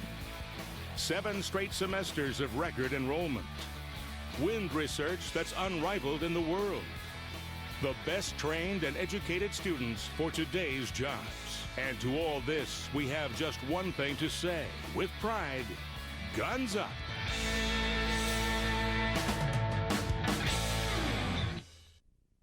This Sunday, the Cowboys are back in the land of giant TV screens, just in time to face the Giants. It's a game where the stakes are gigantic, and Mike Ducey's coverage will be big, really big. Coverage begins at 10:30, only on Fox 4. Welcome back to the Pizza Hut Halftime. Pizza Hut, make it great. Well, Texas is Tex. You say that 5 times, will you? Seth Dagey to Eric Ward for a 32-yard touchdown. K-State is leading this one 13-10 at the half as we welcome you back inside. All right, second half action on the way. Can't wait for this one. And as we talked about it before the game, so many storylines. Give me for Texas Tech or Kansas State, whatever you want here. Okay, I'll take second Kansas half, State. what's the key? I think the key is to get John Hubert more involved. Yeah. You know, 8 carries, 35 yards in the first half, and that's going to help open up the offense for Kansas State. In a game like this, where you have to grind it out to get victories, I think it bodes well in favor of Kansas State because they're comfortable playing in games like this, where it's nip and tuck, great defenses, flipping the field with their punters, getting field position. So I like Kansas State to establish that run a little bit more in the second half. Yeah, and if I'm Texas Tech and their much improved defense, I need to keep the ball out of Colin Klein's hands. He will control the clock if you let him in the second half. So if you're Texas Tech's defense, do everything you can to get Colin Klein and that Kansas State offense off the field, get it into Seth Daigie's hands, give him a chance. Kansas State is a very good defensive football team. You're not going to score every time, but don't let Colin Klein and John Hubert control the clock and keep it out of your best guy's hands. We said it before the game, K-State's defense could be the biggest key in this matchup. All right, that's going to do it for us. Second half of Texas Tech. K-State coming out. Wait, before we go, I'm going to put you guys on the spot. Okay, let's do it. Do you stand by your predictions here? I stand by my predictions. I like Kansas State to win it. I think they pull it off. I think they separate themselves in the second half. Yeah, I agree. I do think Kansas State ends up pulling this one out. I think that Tech is going to fold a little bit on defense. They're going to have to, yeah. All right. Put us on the spot. Now that's going to do it for us if these guys will let me have the floor here. Coming up next, second half from Manhattan, Kansas. This was the Pizza Hut halftime.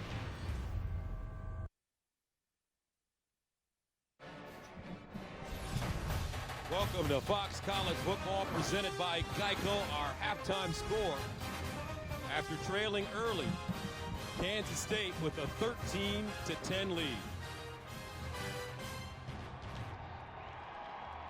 Gus Johnson along with Charles Davis. Interesting first half, and I thought both coaches made some significant adjustments. The way this game unfolded, Texas Tech went out with the big strikes early. They wanted to establish themselves on offense and really attack Kansas State defensively downfield. But I thought, as you mentioned with the adjustments, Bill Snyder noticed that Texas Tech on defense was loading the box against the run. He allowed Colin Klein to throw it on first down, loosen things up. And as the game moved on, Kansas State started to get their identity back on offense. All right, both quarterbacks playing well in the first half. Let's take a look at the quarterback play of Seth Daiggie. Well, coming right out and attacking Kansas State's defense was Seth Daiggie.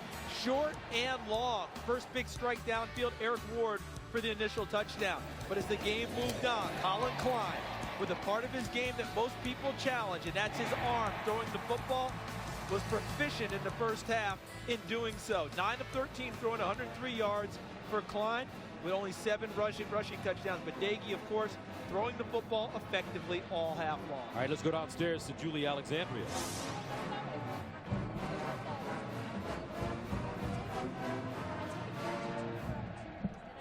And we're having some audio challenges. We will join Julie after the kickoff. Kansas State will receive to start the second half. Colin Klein encouraging his teammates. Kansas State has scored 198 second half points this year, an average of nearly 25 a game.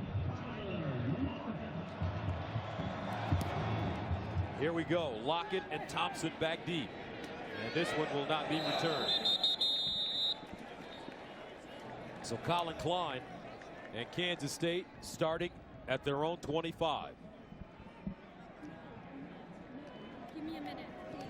I'm not hearing anything.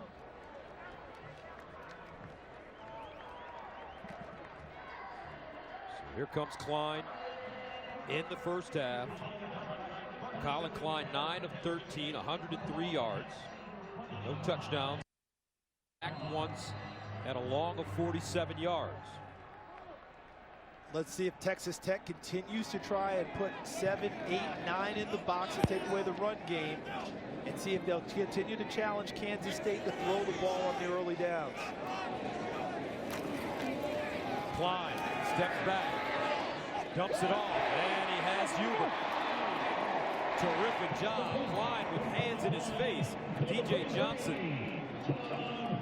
Okwavin with the tackle.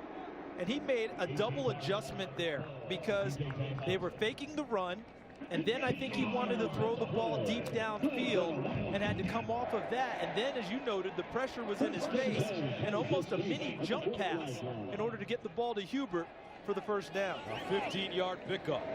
First down and 10 at the 40. Last 3 drives heading into halftime. Kansas State a field goal, a touchdown, and a field goal. Klein running. Colin Klein to the 42. Great play. Deception. And Klein pulls it down. Cody Davis with the tackle after a 17-yard gain. Okay, watch. It's the mesh point here with Klein and the running back, and then Klein is going to come here. Fakes it. Look at the gap open.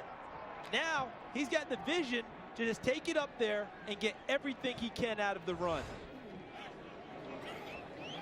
First down and 10 at the 43, opening drive in the second half for K-State.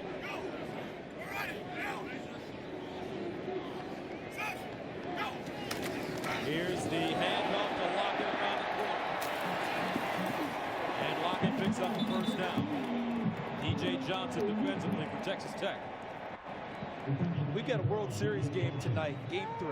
Tigers, right? Yep. San Francisco Giants. Pitchers, as they go along in the game, have to do what? Make adjustments, don't they? Yes. All right? This is what we're seeing Kansas State do as this game goes along, offensively, making adjustments against the Texas Tech defense. First time this game, we've seen the jet sweep or the fly sweep from Kansas State. That one for nice yardage. Remember, Coach Bill Snyder, 73 years young, calls the plays. Here's Hubert. And Hubert inside the 30. Jackson Richards stops him. My Tigers are definitely going to have to make some adjustments. I can't understand why they would send Prince Fielder home. Runners on second and third, no out. If the biggest guy on the team. You know, as I laughed when I thought about that, far be it for me to criticize, but I cannot believe, unless that's Ron LaFleur running, I don't know why you're sending him. You have second and third, no one out. And a team that's been struggling to score runs. Hey, they're going to try and get back into it tonight. Terrible. Second down and 7 to the 29. Underneath. Harper. He'll get to the 21. An 8-yard gain. As well as Colin Klein's been throwing the ball this season, how about his wide receivers and what they do in terms of bodying off defenders and presenting nice targets for Colin Klein? Chris Harper is 6'1", 234 listed. Used his big frame to catch the football. He spent this whole offseason training every day wearing a Cotton Bowl t-shirt for motivation because of their loss to Arkansas in that game last year. First down and 10 of the 21. Klein throwing on the run to Lockett. And Lockett getting back to the line of scrimmage. Nicely done by Bruce Jones. And if Jones doesn't make that play, it's got a chance to get to the end zone. That was a block that Harper was supposed to get. And Charles, Coach Snyder, is masterful when it comes to making adjustments at halftime. This guy is making adjustments series to series, almost down to down, it appears, taking it all in and calculating, coming up with something that works. Second and 10 at the 21. Klein. All day to throw. Touchdown. Tremaine Thompson.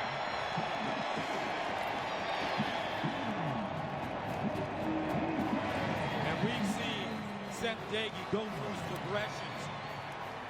A wonderful job of looking at his guys off on this play by Colin Klein. You saw what I saw because look at his head. Stop it there.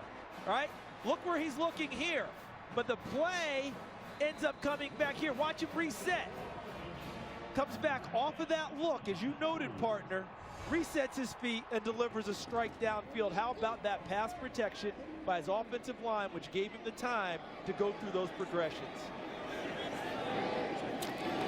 Extra point up and good. Colin Klein. A wonderful opening drive to start the second half. And he finds Tremaine Thompson. 21-yard touchdown pass. 20-10. Wildcats.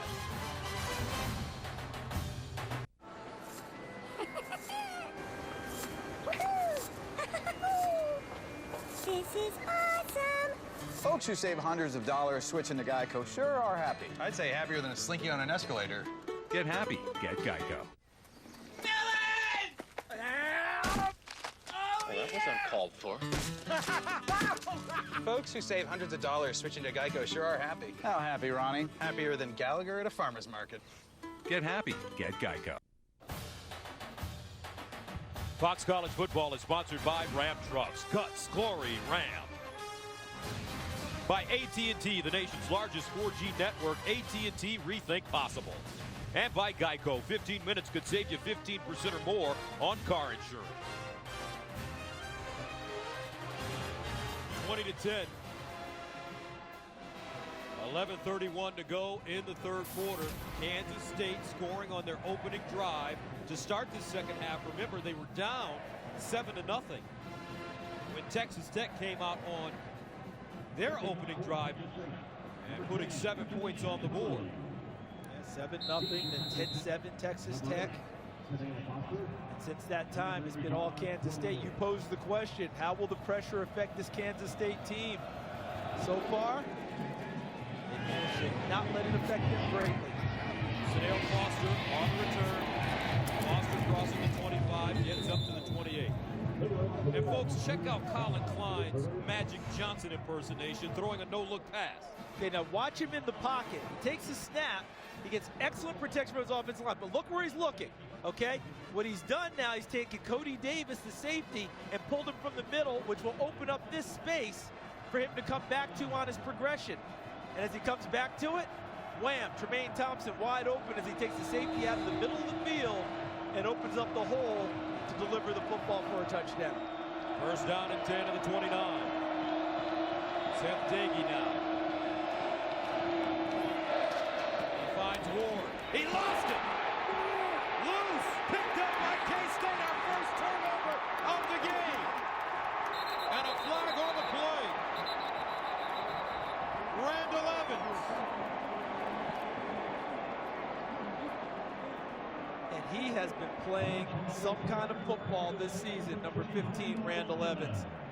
From the nickelback position, really affecting play by creating big plays with his aggressiveness and nose for the football. Last week, After the interception, personal foul, face mask, number 34, Texas Tech. 15-yard penalty, first down. last week versus West Virginia, he had a team-high 9 tackles and tipped a pass to Arthur Brown for an interception. He's tipped 3 balls this year. Look at him create the fumble by stripping number 18, Eric Ward, and then coming back and picking the football up. Watch him come inside, knocks it free, and then as the ball bounces through Zimmerman, he goes and picks it up and comes back the other way, and a face mask penalty against Texas Tech. There's the penalty against Williams. And now, let's see if they just go for the big shot right out of the gate.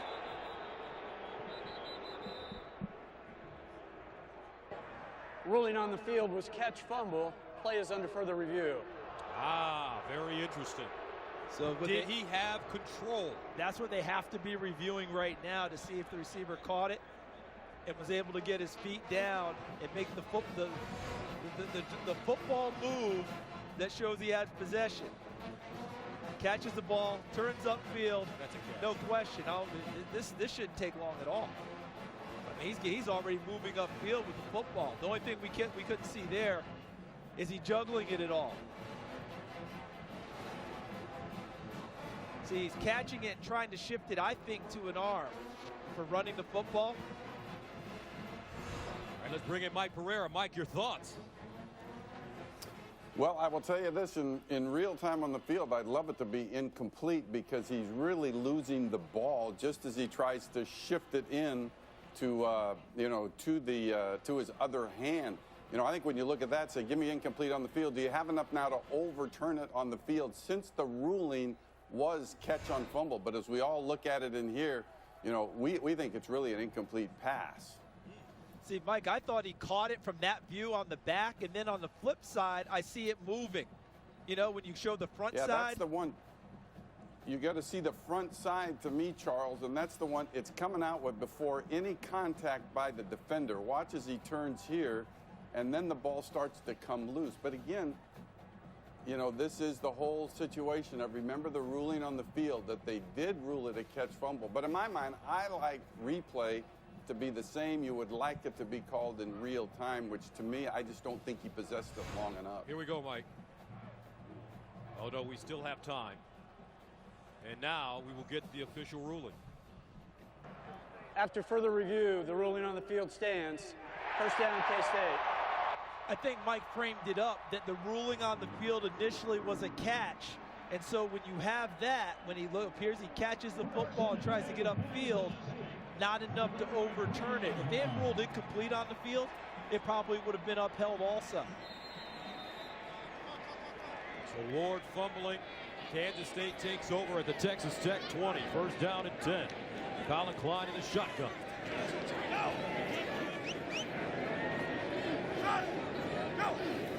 Klein sprints out. Turns a corner. No, he takes a hard hit at the 16. But it's a 4-yard gain as Guavin got him. Turnovers, a big story for this Kansas State football team this year. In last year's game, Texas Tech had it going their way before Kansas State got them in the second half. The story last year was 4 turnovers by Texas Tech to 0 by Kansas State. That still holds true today. Seth Dagey throwing 3 interceptions last year. 2nd and 6 at the 16. Touchdown, Wildcats.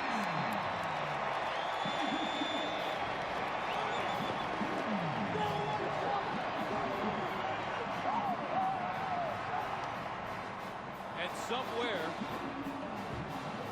there's a Nebraska coach that's tipping his hat to the kind of offense they're running in the second half.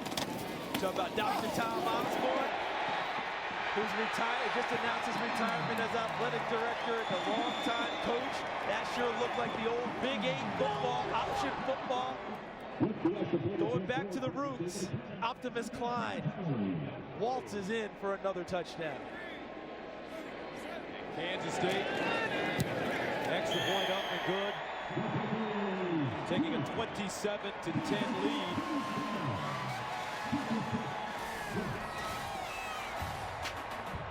Colin Klein, rumbling.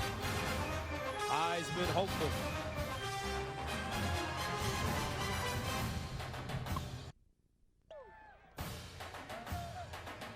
Fox College football is sponsored by Reese's Peanut Butter Cups, the perfect combination of chocolate and peanut butter. Randall Evans' fumble recovery, which was the second turnover of the day, as I correct myself, led to Colin Klein and this touchdown.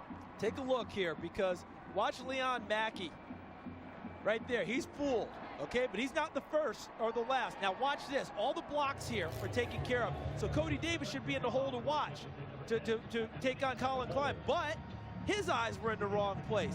He went with John Hubert. Wide open, Colin Klein goes in for a touchdown. They always talk about your eyes having to be in the right place to follow a play, to read your keys. The eyes were wrong for Texas Tech. 27-10 now. Kansas State trying to pull away with this. As Foster takes a knee. Now let's go downstairs to Julie Alexander. Hey guys, this Kansas State team certainly listening and taking to heart everything their coach said. When I spoke to Coach Snyder about what adjustments he's going to have to make here in the second half, he said we're going to have to move the football first and foremost and take advantage of turnover opportunities, which, as you can see, that was pretty evident in those opening drives. And when I talked to Coach Tuberville, he said we're going to have to keep attacking on offense, keep the ball in the air. We're going to have to adjust, but other than that, he says it's a pretty even game. Guys? All right, thank you very much, Julie. And they're starting to rock and roll here in Manhattan with the Cats up 27-10. Seth Dagey, they can score points in bunches. Dagey steps up in the pocket, wants to run, and has room. Dagey sprinting out of bounds at the 32. And what kind of adjustment? Seems like with that option play, that's what's been the difference for Bill Snyder, and the major adjustment that he's made from the late in the second quarter to early here in the third. I think it wasn't much of an adjustment in terms of what they do normally offensively. They got things to loosen up. Number 42 defense, 5-yard penalty, first down. They got things to loosen up because Colin Klein was able to throw the ball in the early downs. You know, you want to load the box, fine, we'll throw it outside. Once you start to loosen that up a little bit, now you get a little uncertain on defense, and you don't read your keys. Colin Klein's back into the game with his legs. So, offside, first down and 5. Dagey as he hands it off to Foster. Foster with running room, and he'll get close to the first down. Arthur Brown making the tackle. I'll tell you what, I remember growing up in Michigan, one of my heroes was a player for the University of Michigan named Ron Sipke. Simpkins. I have a feeling if I grew up here in Manhattan, Arthur Brown Jr. would be my hero. And Ron Simpkins wore number 4T for Michigan. Arthur Brown, number 4, Kansas State. A little bit of a denominator for him. I remember he gave me a quarter when I was about 7. It looked like a penny.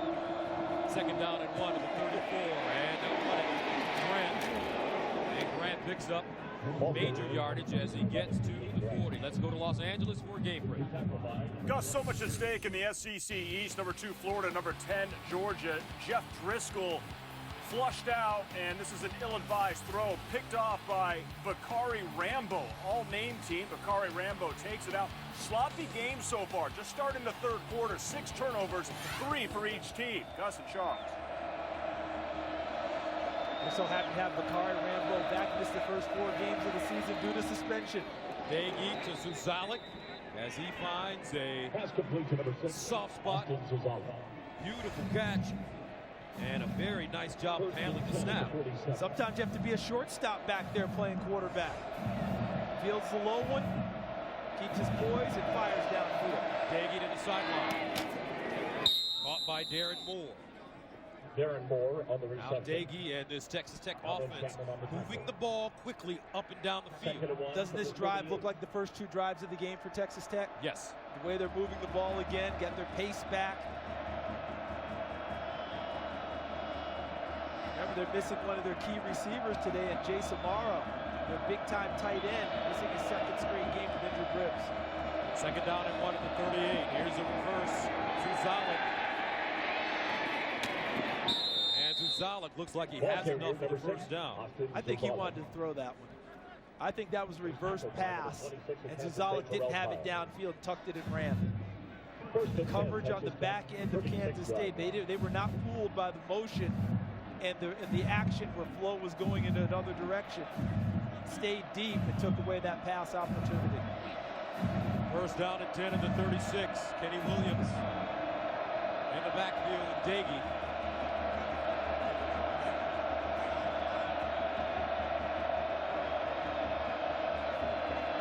And Daggy gives it to Williams. He's bottled up and taken down. We'll lose yardage on the play. Notice a lot of people crowding the line of scrimmage for Kansas State, and I think your first impulse as well. They blitzed and they made a play. That play was really made just by the defensive front, holding their position, standing up people like Terry McDaniel, number 68, the right tackle, and not giving ground at the line of scrimmage. Second down and 11 at the 37. Here's Daggy. Darren Moore, first down. Texas Tech as Daggy put that one right between the 1 and the 4. Childs with the tackle. Coordination back to what we saw early for Texas Tech. In sync, offensive line, quarterback, receivers. Sideline, Moore juggled it, and incomplete. There's Neil Brown, the offensive coordinator for Texas Tech. Ran the offense at Troy, a very young offensive coordinator, brilliant offensive mind. Likes to play fast and faster on offense. Second down and 10 at the 22. Tech cannot afford to get too far behind. Daggy underneath, caught, Ward with running room, and he'll spin down at the 10-yard line. How about the body control of Eric Ward?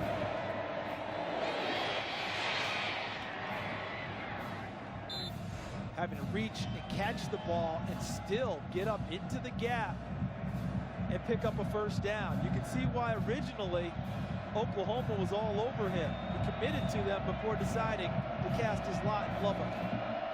First down and goal at the 10. Here's Foster. Foster gets to about the 6.5.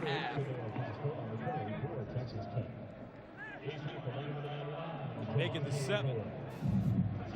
He just made a point, Gus, about they can't afford to get too far behind. In other words, field goal would be a huge disappointment for Texas Tech here. Foster smelling the end zone, and he has the touchdown. It didn't take Texas Tech long to respond. And the big guys up front really leaning on Kansas State. I thought they had a good series, their offensive line. I thought the way that they played, and watch the big guys, everyone matching up with someone, and then downfield, the wide receivers. Tyson Williams, 3. And then, of course, Darren Moore, 14, all with nice blocks. 6:18 to go in the third quarter. 27-17. Seth Dagey orchestrating. Dale Foster punching it in.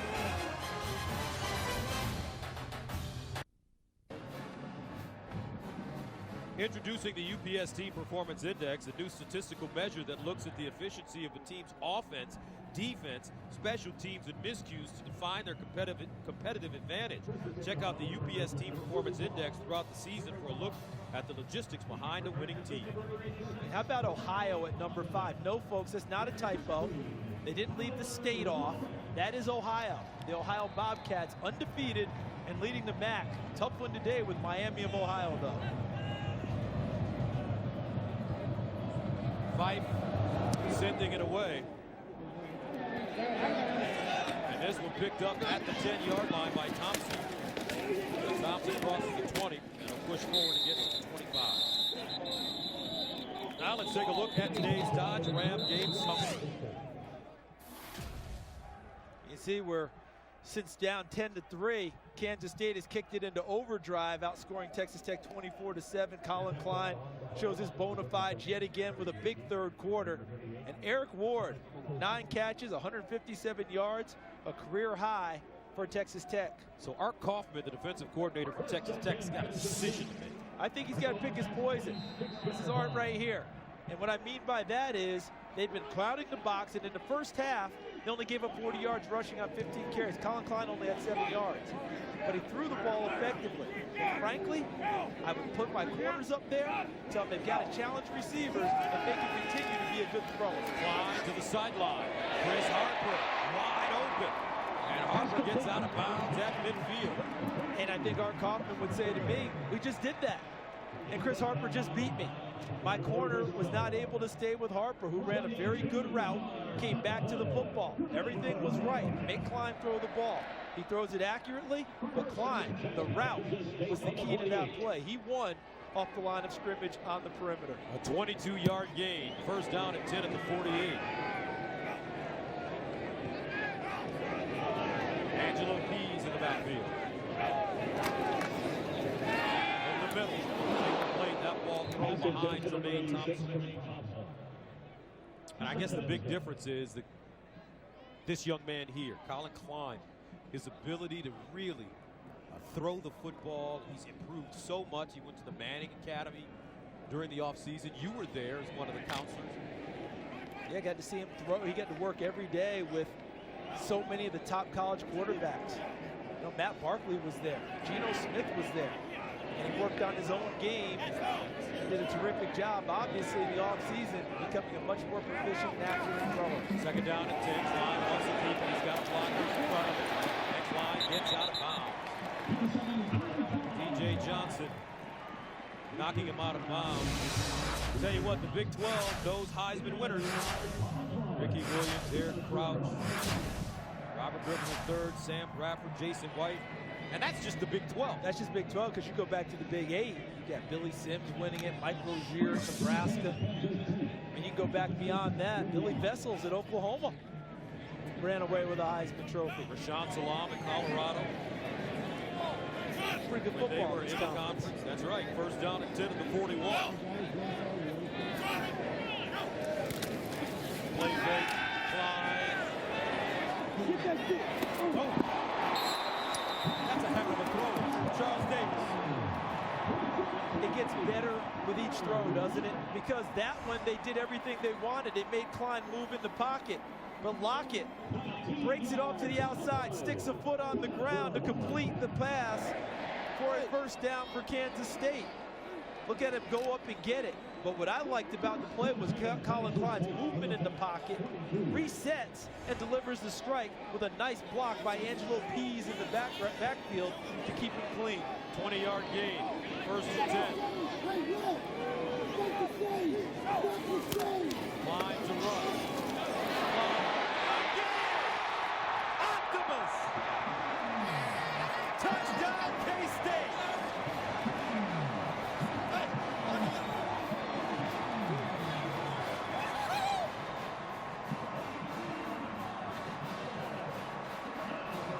This kid can do no wrong, folks. Watch him again. Patience is the key because he's going to follow Angelo Pease, his running back, up into the hole. But look at the blocks up front. Finney, 66, helps control the line of scrimmage, and Klein lopes in for another touchdown. 4:29 to go in the third quarter. Kansas State.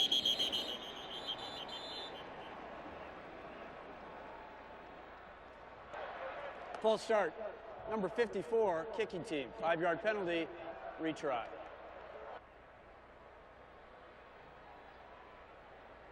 Colin Klein. What a day in the third quarter. Klein has run for 2 touchdowns and passed for a third. But you can't give that young man all the credit. He's got Yoda on the sideline. It's a full team effort for them, and Klein, they keep saying we're going to make him beat us with his arm. He helps do that. Look at this throw to Lockett, and then after that, he's able to run and do what he does best. Colin Klein does it all.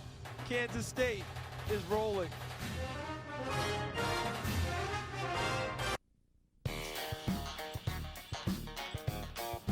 Very superstitious. Writings on the wall.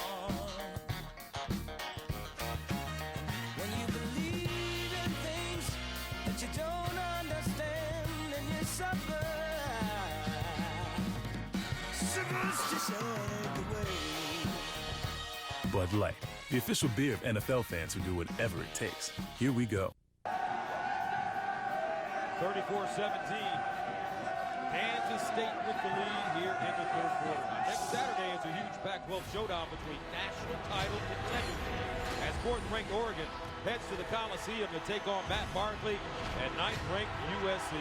Coverage of Fox College Saturday presented by Reese's begins Saturday at 6:30 Eastern, 3:30 Pacific on Fox. Right now USC is at Arizona leading it.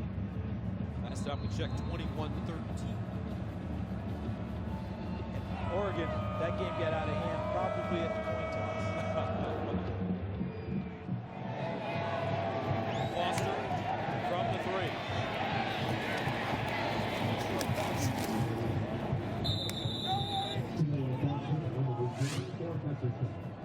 Take a look at our BCS top 10 with the games. Alabama later against undefeated Mississippi State. Florida struggling with Georgia right now, losing by 1.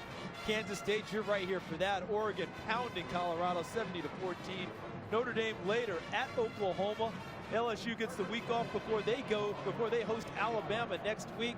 Oregon State later with Washington surprising Oregon State undefeated. And USC, Arizona, USC leading 21-13 as that game moves on. First down and 10 at the 28 for Seth Dagey. And Dagey to throw. Underneath, caught at the 30-yard line by Foster. The running back, Arthur Brown, grabs him quickly. Seth Dagey, I think, is showing a lot of poise back there today. Snaps at times have been a little tough for him.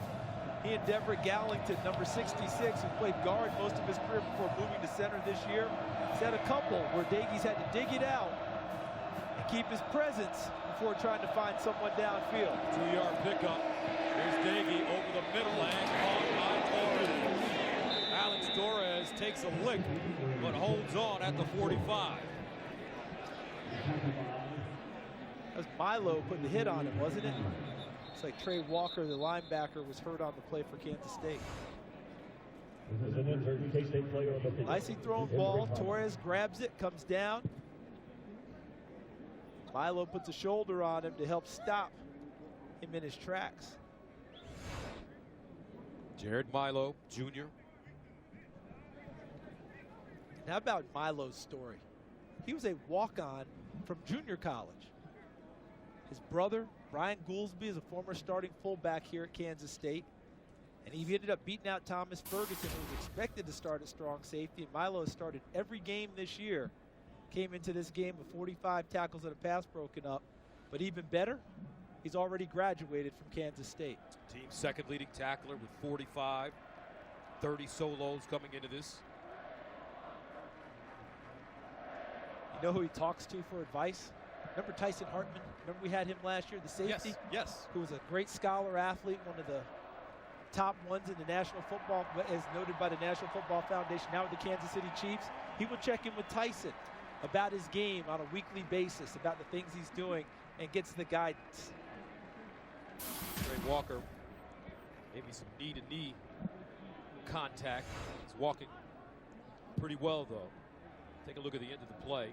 There's Milo with the hit, and then right there, his knee hitting Alex Torres' knee, and Torres was lost for the season last year with a torn knee ligament.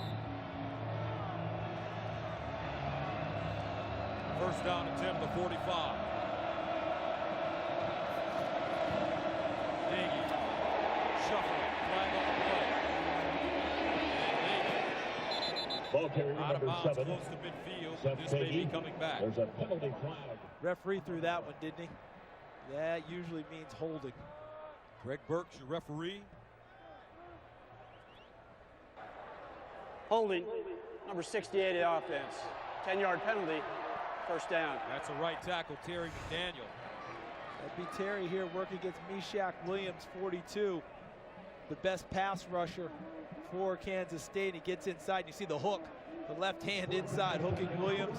And it's right, you see where the flag comes. That was right in the sight line of the referee, Greg Burks. Meshach Williams can get to the quarterback, folks. Last week, he registered 2.5 sacks against Geno Smith, along with 5 tackles. He has 5.5 sacks on the season. Nagy. Right. Darren Moore. Pass intended for number 14, Darren Moore. Now let's go to Los Angeles for a game break. Gus, Marquise Lee is trending because he's not only had the best day for a receiver in USC history, but in Pac-12 history. 13 catches, 299 yards, 2 scores. USC up 28-13 on Arizona. MC Hammer said it best, can't touch this. That USC-Oregon matchup next week looking pretty good, Gus and Charles. Patrick. All right, Patrick. I like it. Ball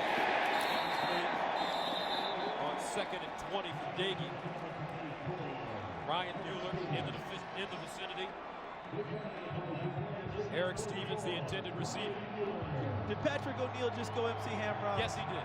Patrick, don't hurt him. The only problem is, Patrick, most of the kids watching this don't even know who MC Hammer is. Tells you how old we are. He just dated us all.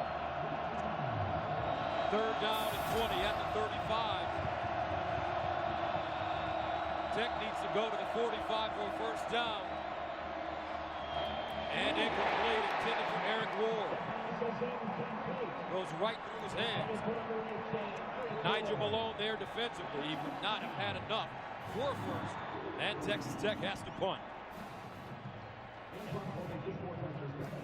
I really think that Arthur Brown had an effect on that play, being right in the sight line of the receivers. He came back for the ball and caught a little bit of a hit as the play was concluding.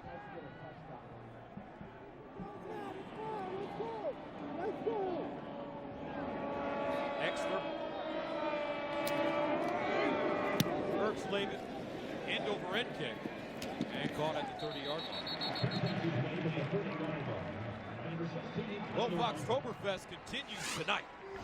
Game 3 of the World Series as the scene shifts to Detroit. Tomorrow starts with the Fox NFL Sunday doubleheader as the Redskins battle the Steelers and the Giants take on the Cowboys for other regional action. And then it's Game 4 of the World Series. No need to leave your couch all month long. Foxtoberfest is here. Coming into the game, we were wondering about first down. Can you win on that one? And in the first quarter, Kansas State struggled. But look at that since then. 12 yards of cracking on first down. Bill Snyder's faith, Colin Klein throwing the football, has been rewarded on first down. K-State has scored on 6 drives in a row. Colin Klein with room. Klein tracking defenders as he gets close to the 40-yard line. And the thing about this offense under Coach Snyder, they keep teams off balance. It seems like you just really don't know what to expect. And that play there just essentially became an I formation play with a lead fullback, with Colin Klein becoming the tailback. He actually had 2 in front of him. And even though it was run out of a shotgun formation, it morphed into an old school power play with Klein as the running back. Hubert spinning, and this time he's driven down hard by Cody Davis. We saw it. We finally saw it. Mark it right there. John Hubert tackled. One guy doesn't spin out of it. Cody Davis finally did it. But a first down for K-State. And I liked when we were at Oklahoma earlier this year for Kansas State. And the Oklahoma coaches talked about how when you face Kansas State, you're facing 3, maybe 4 different offenses at the same time. You're getting all the formations with the gun. You're getting veer-type plays, power plays, option plays. The passing game, whether it's spread or pro-style stuff, it's a lot to prepare for. Hubert. And he just squirts through, crossing the 45. A 6-yard gain for John Hubert. Nebo with the tackle.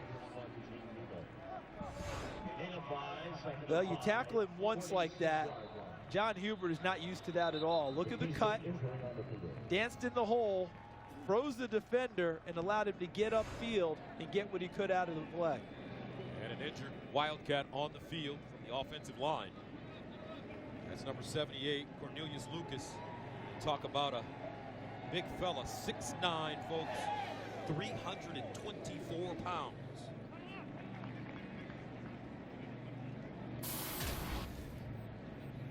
The good thing for Kansas State is that they cross-train most of their offensive linemen to play guard and tackle and are able to maneuver people around. You see Bill Snyder out there with his training staff walking off the big guy.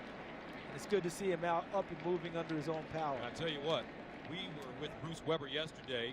We toured the new $18 million facility. Coach Weber, if you're watching, you may need to sign this kid up. 6'9", you got to get rebounds.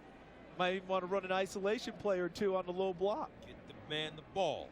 There's Boston Stuyvesant, number 77, who was expected to be a starter when the season began, but was injured and has come back in recent weeks to become a versatile performer along the offensive line. Second down at 5 at the 46. 5 green 3 slice arm. 5 green 3 slice arm.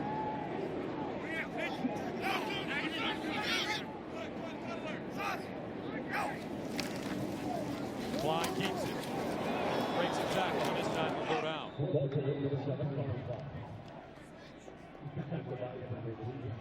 Kerry Hyder, Jackson Richards combining on the tackle.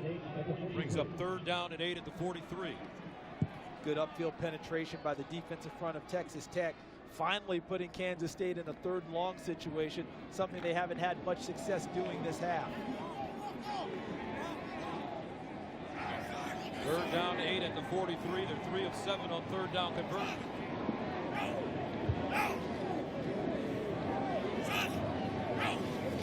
Klein.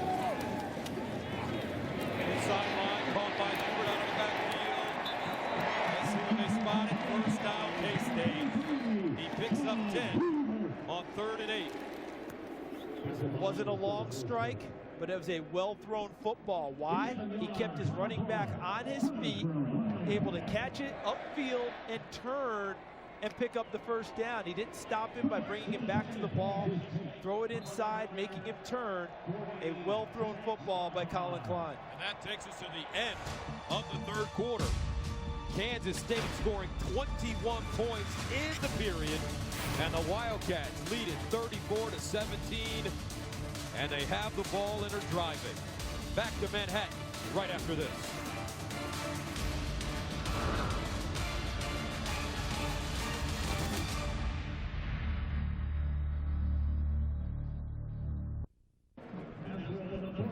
Start of the fourth quarter, 34-17. And the story of this game has been the third quarter, because look at that, 21-7 Kansas State, perking on all cylinders as we start the fourth. First down and 10 of the 46.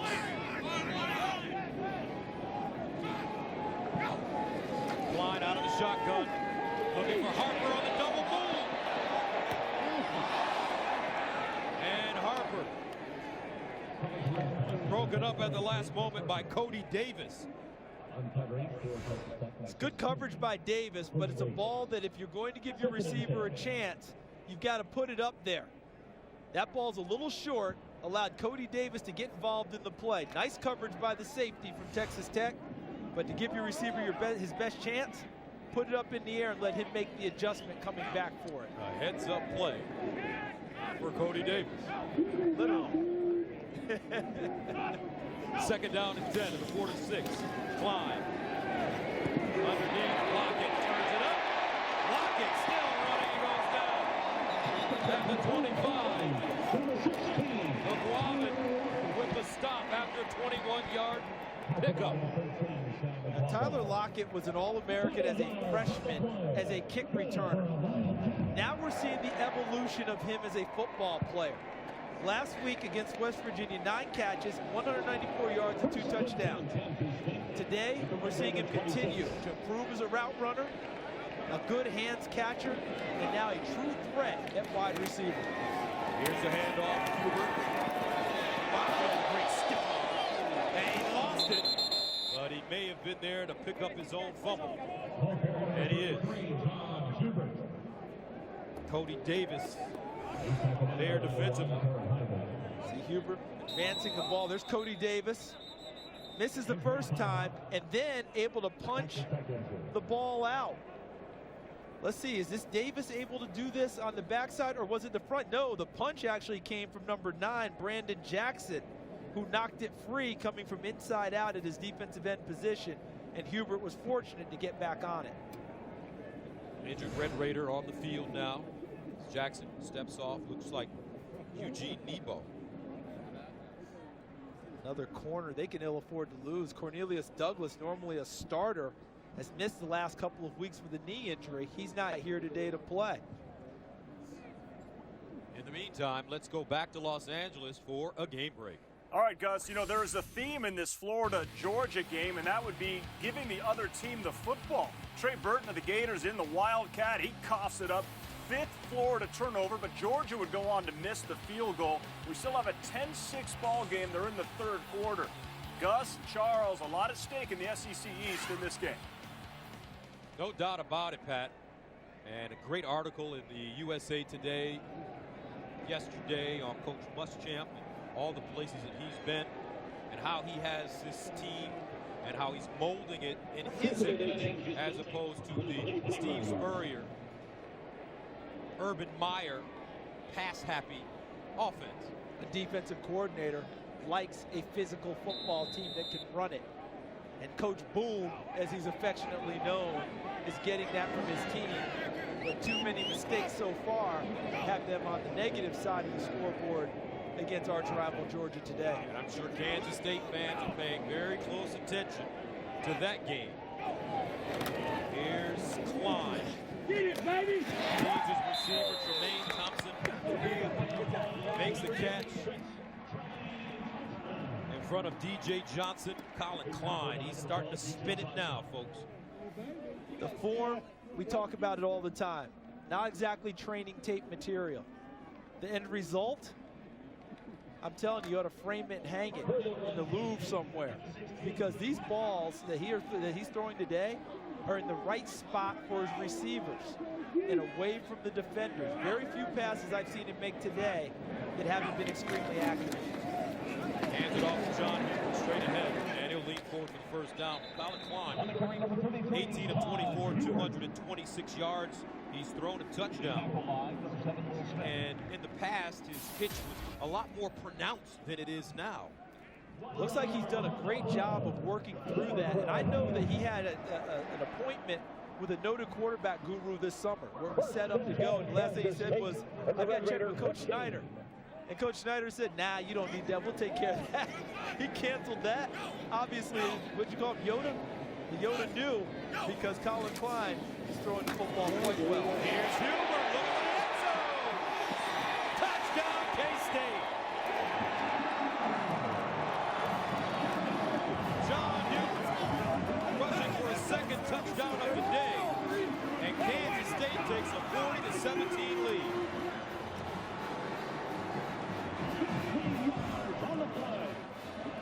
Cody Davis trying another good stiff arm, a straight arm by Hubert, dives and puts the football on the pylon. That should be a touchdown. I know they'll be taking a good look at it upstairs, but he hit the pylon with the football. I think that's a touchdown for Hubert.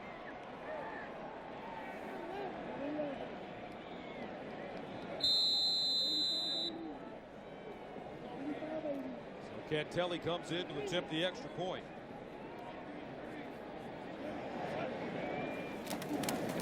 And it's good. 12:48 to go in the fourth quarter. K-State with a 41-17 lead. John Hubert, elusive, powerful, athletic. K-State up big.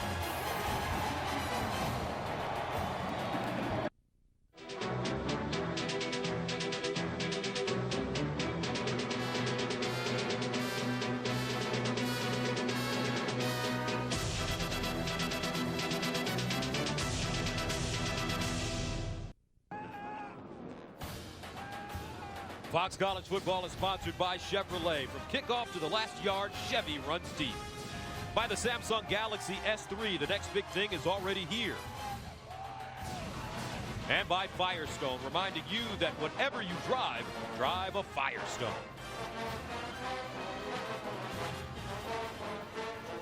Kansas State, 2 punts, followed by 7 consecutive scores, 5 touchdowns, and 2 field goals.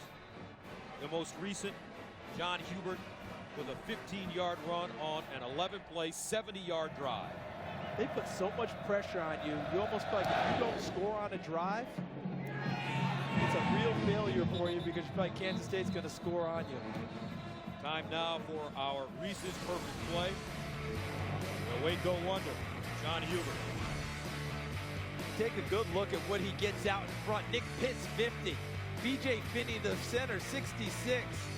Travis Tannehill, number 80, at the point of attack with his block. Allows Hubert to power his way into the end zone with a good straight arm against Cody Davis, the fine safety for Texas Tech.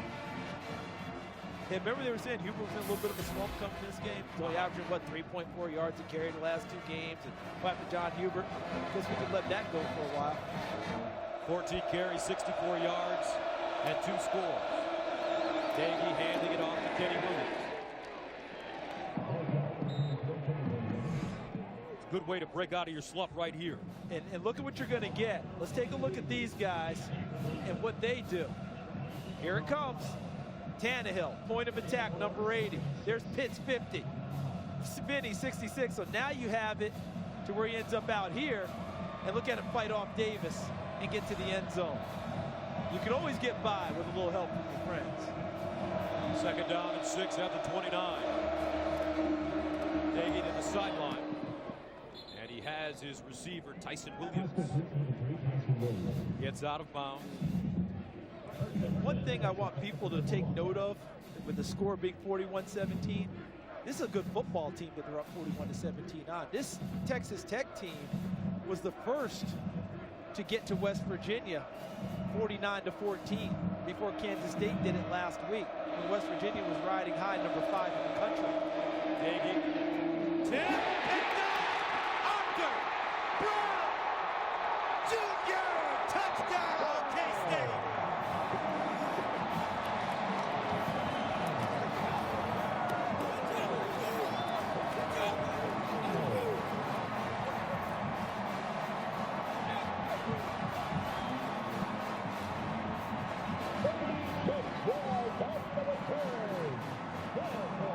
In the first half, Charles, we said we hadn't mentioned his name.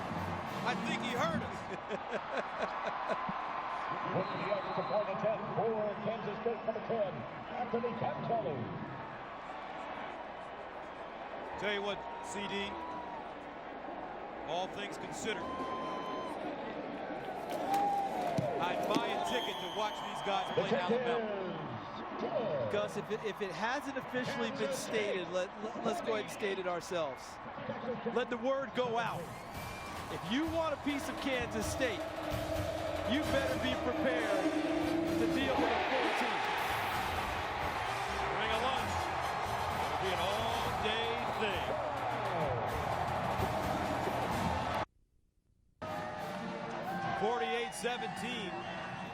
K-State, the judge presiding.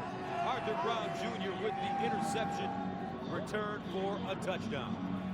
And look at that with Kansas State since 1999.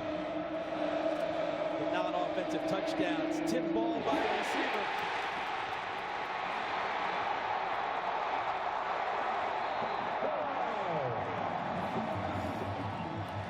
And an elated K-State bench.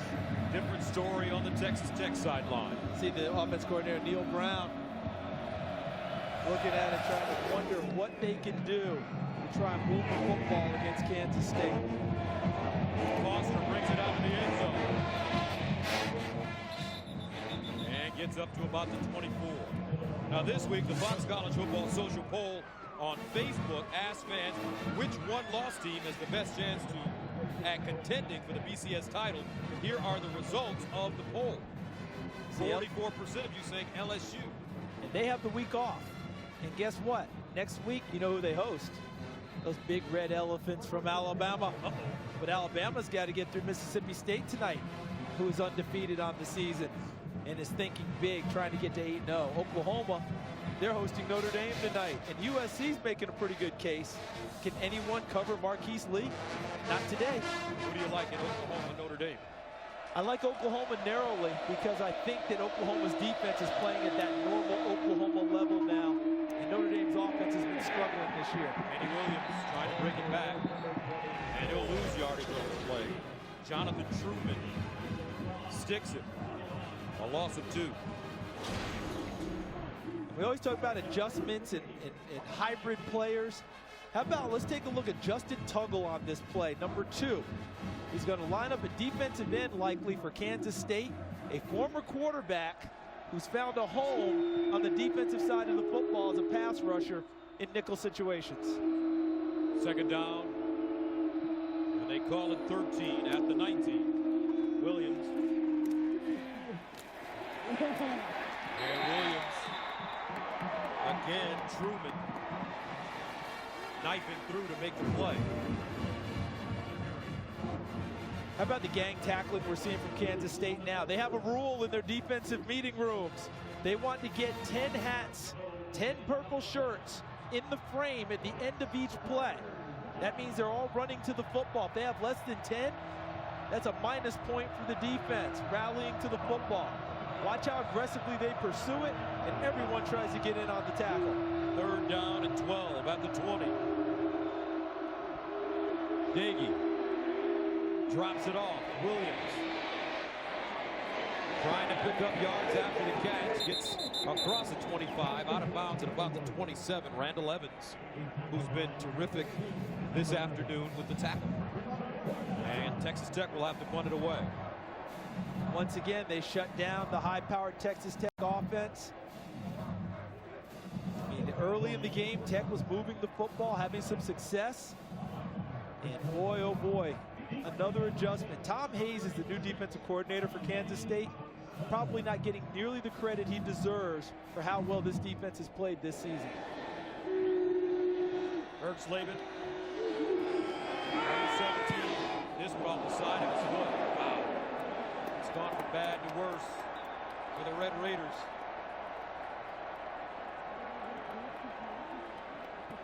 Tough one for Ryan Erxleben.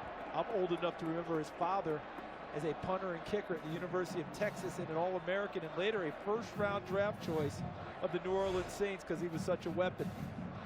Not normal for Ryan Erxleben. Kansas State will have the football at the 35-yard line. Everything looks fine, just doesn't catch all the football. 9:45 to play. Klein in the shotgun. Pease behind him, and they run it. Pease breaking tackles. And he gets inside the 30. Cody Davis again with the tackle. Think about this team as we look at the score, clock ticking down, under 9:30 to go. One more score here, they're in the 50s again. Will that be the 5th time this year? 50 points for the season? They had in a game? Kansas State, 51 against Missouri State, 52 against Miami, 56 against Kansas. Pease, stutter step, flag on the play. 55 against West Virginia. So you are correct, sir. So this would be 5 if they get there. And they have not given up more than 21 in a game all year.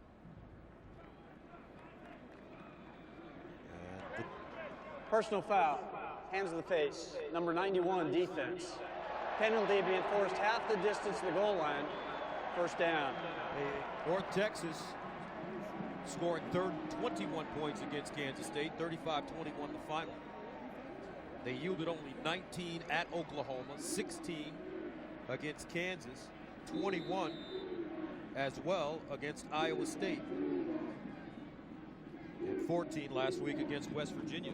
And coming into today's play, only Kansas State, Notre Dame, Florida, and Alabama have given up 21 points or less in each game this year.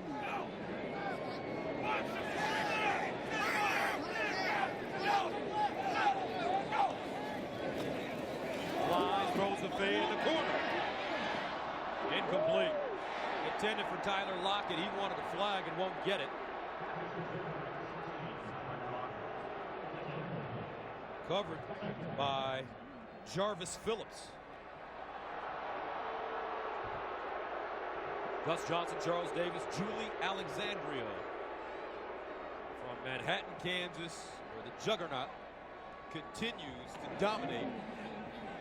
Led by this man, Colin Klein. Kansas State, earlier in this game, down 7-0.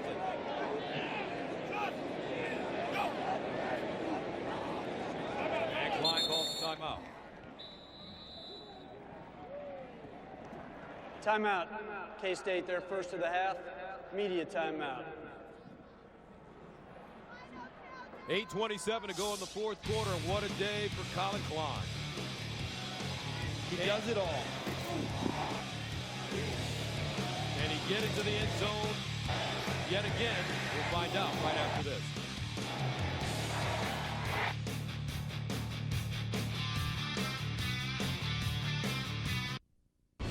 Tonight, the series shifts to Detroit as the Tigers battle the Giants in pivotal Game 3.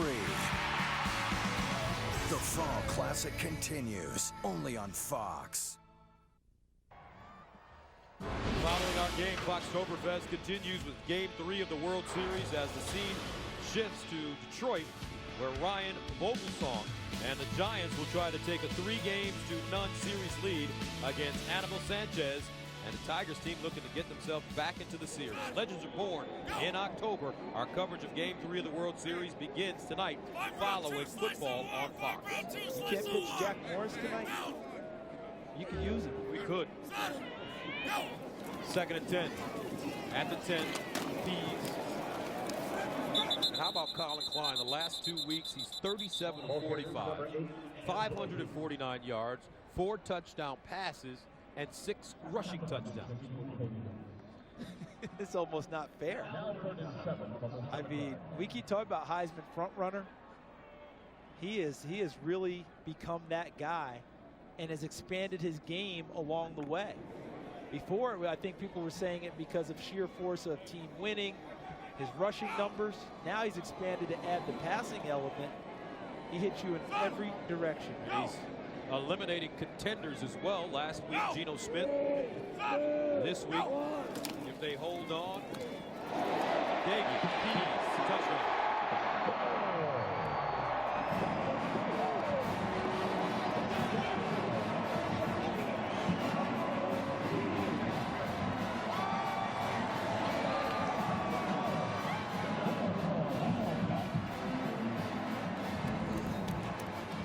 This one coming right at you.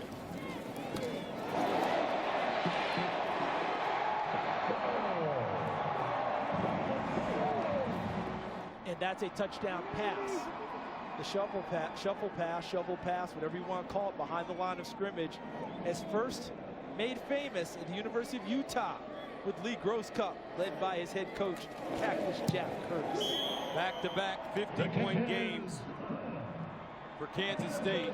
They beat 2 pretty good football teams in West Virginia. And it looks like that's going to happen today to Tommy Tuberville's Texas Tech Red Raiders.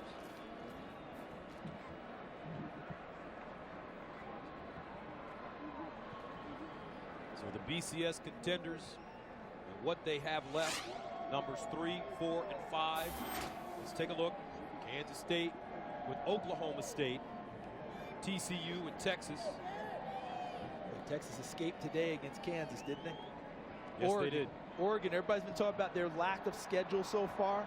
Things are going to toughen up now for Oregon because one team that's not on there that should be there, Stanford. That's right.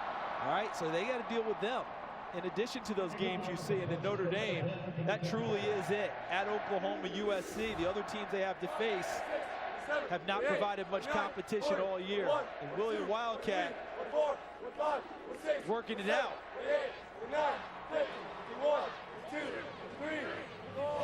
Everybody gets on Willie about whether he's doing a full push-up or not. I don't think he's doing a full push-up. But I think it's not. I think we got to take into account the size of Willie's head. Well, I think the head hits, and that's as far down as he can go. Well, Willie, he can lean his head over that point there. That's a lot really of get down. That's a lot of. That's a lot of cabeza there. Here's Foster. And Foster gets to the 20.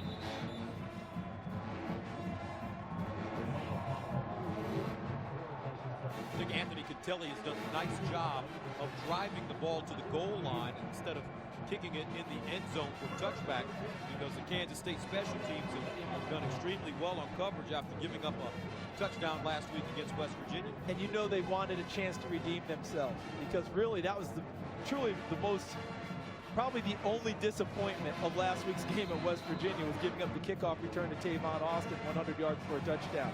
So I'm sure the kickoff unit not unhappy when there's not a touchback, to give themselves a chance to put on tape that they've improved in a week. Daggy firing, and he has Eric Ward, who is knocked out of bounds, and late hit. That's a flag. Carl Miles Jr. defensively for Kansas State.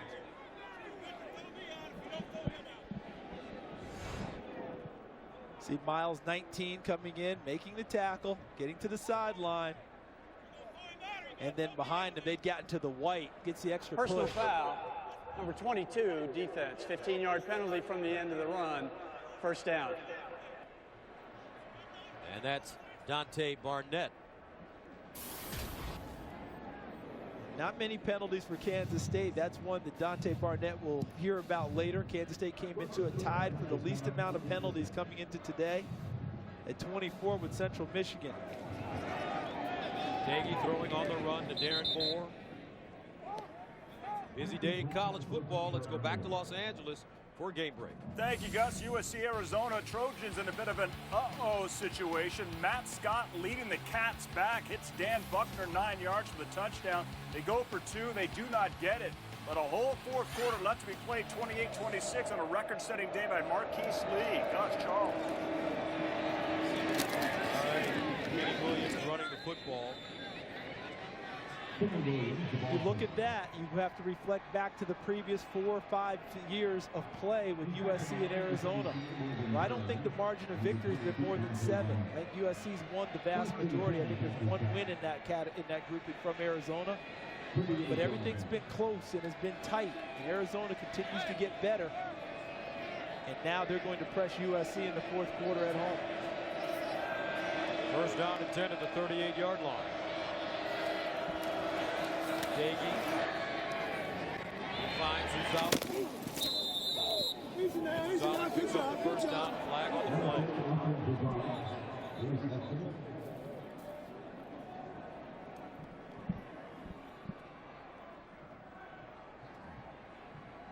Seth Dagey is the first quarterback to throw for more than 300 yards versus Kansas State in the last 12 games. Dagey 31 of 46, 301, a touchdown and an interception. After the play, personal foul, number 3 of the offense. Play results in a first down, then we'll have a 15-yard penalty. First down, Texas Tech. 2 hard-hitting teams, listen up.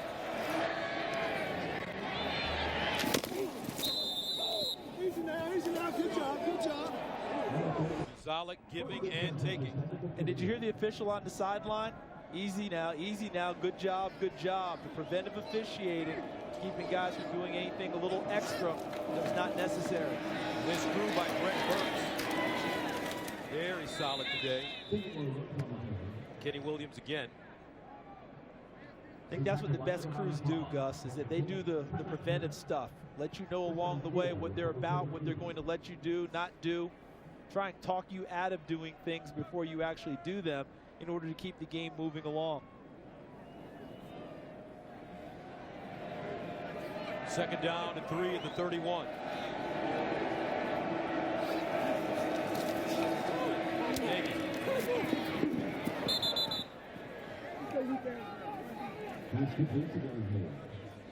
And this time it's Darren Moore.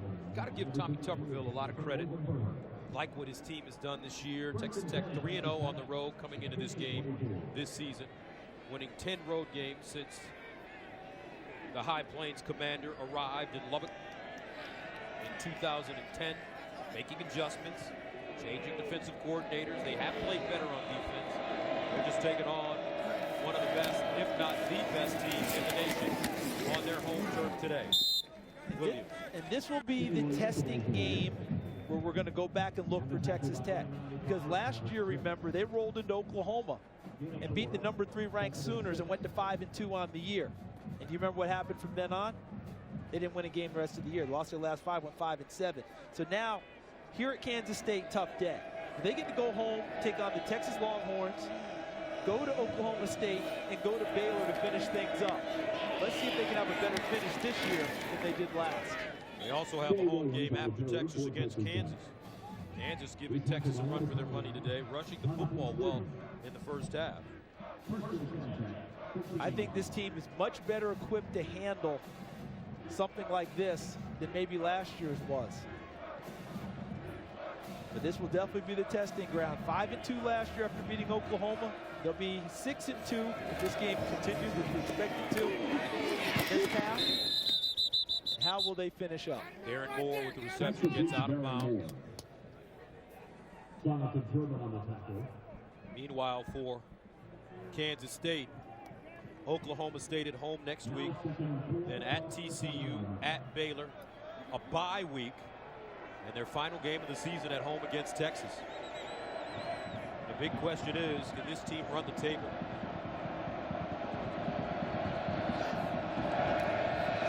Dagey handing it off to Grant. Tries to get outside and turn the corner. About 6 inches past the line of scrimmage. KC State with a lot of speed on defense, a little underrated. And know something else? They have a lot of guys on the field right now that are not on your depth chart and are not on my depth chart. That's right. Okay, that's how deep they've gone now. I'm going to the roster to see some of these numbers and names, and they're still playing with the same efficiency as the starters. We keep talking about this being a group of overachievers. I said it was a myth last week. I stand by it. This is a group of terrific athletes. Give them credit. Davey rolls out, throws, Omar Ontiveros, who's hard and goes down. Once again, Dante Barnett's name mentioned. Not on our depth chart. But look at the play. Ontiveros catches the pass. There's Kip Daly, number 7. Dante Barnett coming into the picture. Again, the swarming, gang tackling, lots of purple jerseys in that picture. Now, we asked Bill Snyder yesterday. Actually, we'll hold that story right now and go to break. 2:54 to play in the fourth. 55-17 K-State. Back after this.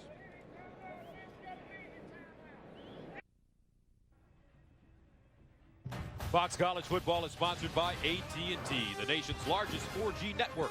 AT&T, rethink possible. Welcome back to Manhattan, Kansas, affectionately known as the Little Apple. 55-17 K-State. Colin Klein's had another big day for Kansas State. Meanwhile, Seth Dagey trying to get his team into the end zone again. 4th down and 1. Dagey under pressure and touchdown. And that's Eric Ward with the catch. 4-yard score to make it 55-23. Well-designed route. Ward from the inside out, breaking it off to the corner. They held the corner at the top by a receiver not running a deep route. Brought him up and opened up the back part of the end zone. Ward finds it. Dagey finds Ward. Touchdown, Texas Tech. 23 points, the most points scored against Kansas State this year. Backups in the game now for the Wildcats, though. Extra point good. That just gives Bill Snyder something else to tell his team they're going to work on and get a little bit better every day.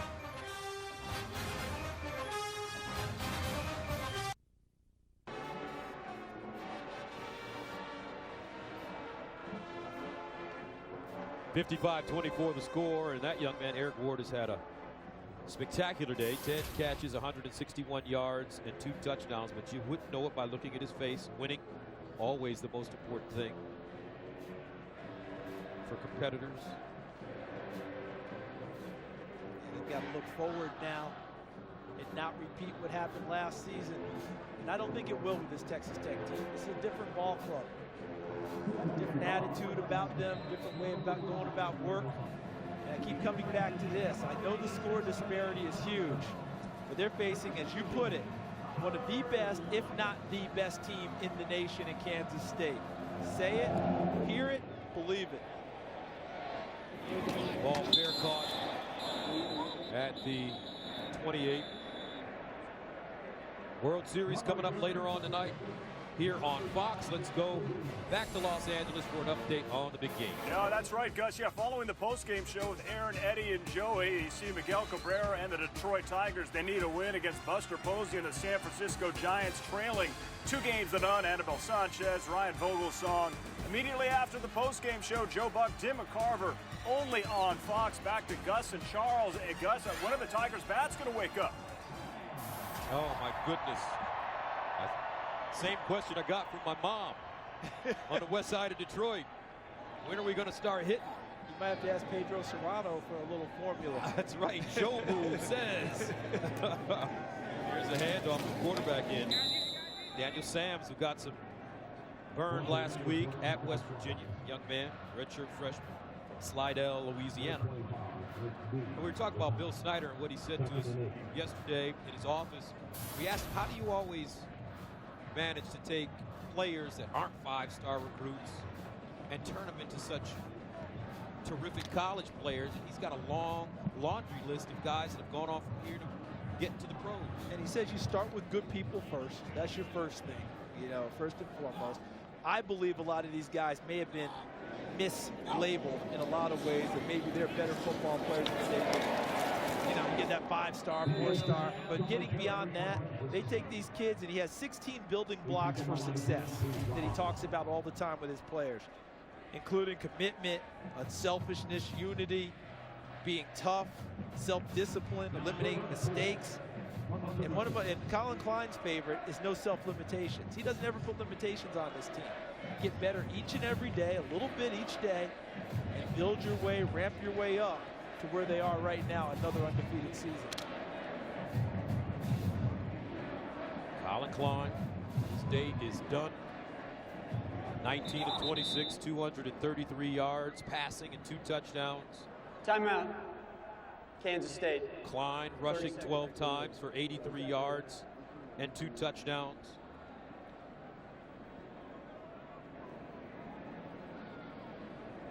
Just like the way it all comes together for this team. Offensive line, unsung heroes. Guys can move up and down the line, and guys can play guard, can play tackle. You know, they're versatile. They play both sides of the line, you know, off right side, left side, and then you see what Klein's done today. How about this touchdown pass to Tremaine Thompson?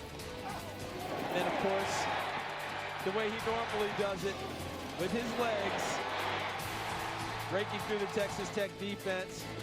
And how about this one? A shovel pass that goes down as a touchdown pass to Angelo Pease, who's really given them good play the last 2 weeks as the backup tailback to John Hubert. Here's Sams. That's the option. Keeps it. And goes down hard. 56 seconds to go. This one close early. One time it was 7-0, then 7-3, 13-10 at halftime. We talked about Coach Snyder and his ability to make adjustments and score points after the break, and that's exactly how this has played out. 21-point score by Kansas State in the 3rd quarter, and they blew it open in the 4th, 55-24. Our score. And Tom Hayes, the defensive coordinator, first year as the coordinator at Kansas State, making similar adjustments and shutting Texas Tech down in the 2nd half. And a flag. Running into the kicker.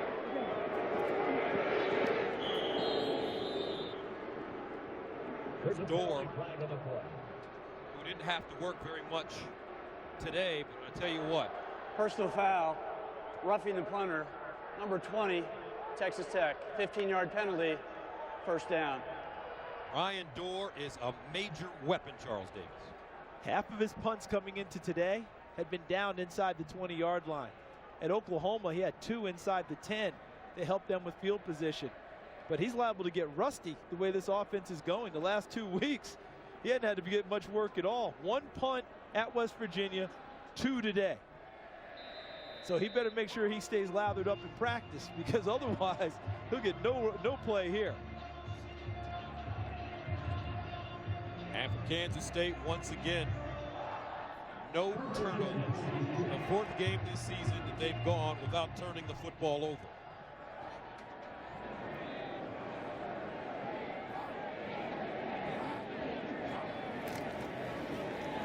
And they'll run it off the line.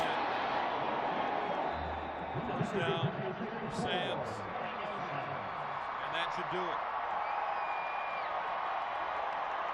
Kansas State Wildcats remain undefeated, 8-0, 5-0 in the Big 12 as they defeat Texas Tech on their home field, 55-24. For Charles Davis, Julie Alexandria, and our entire crew, I'm Gus Johnson saying so long from Manhattan. Let's take you now to Aaron Andrews.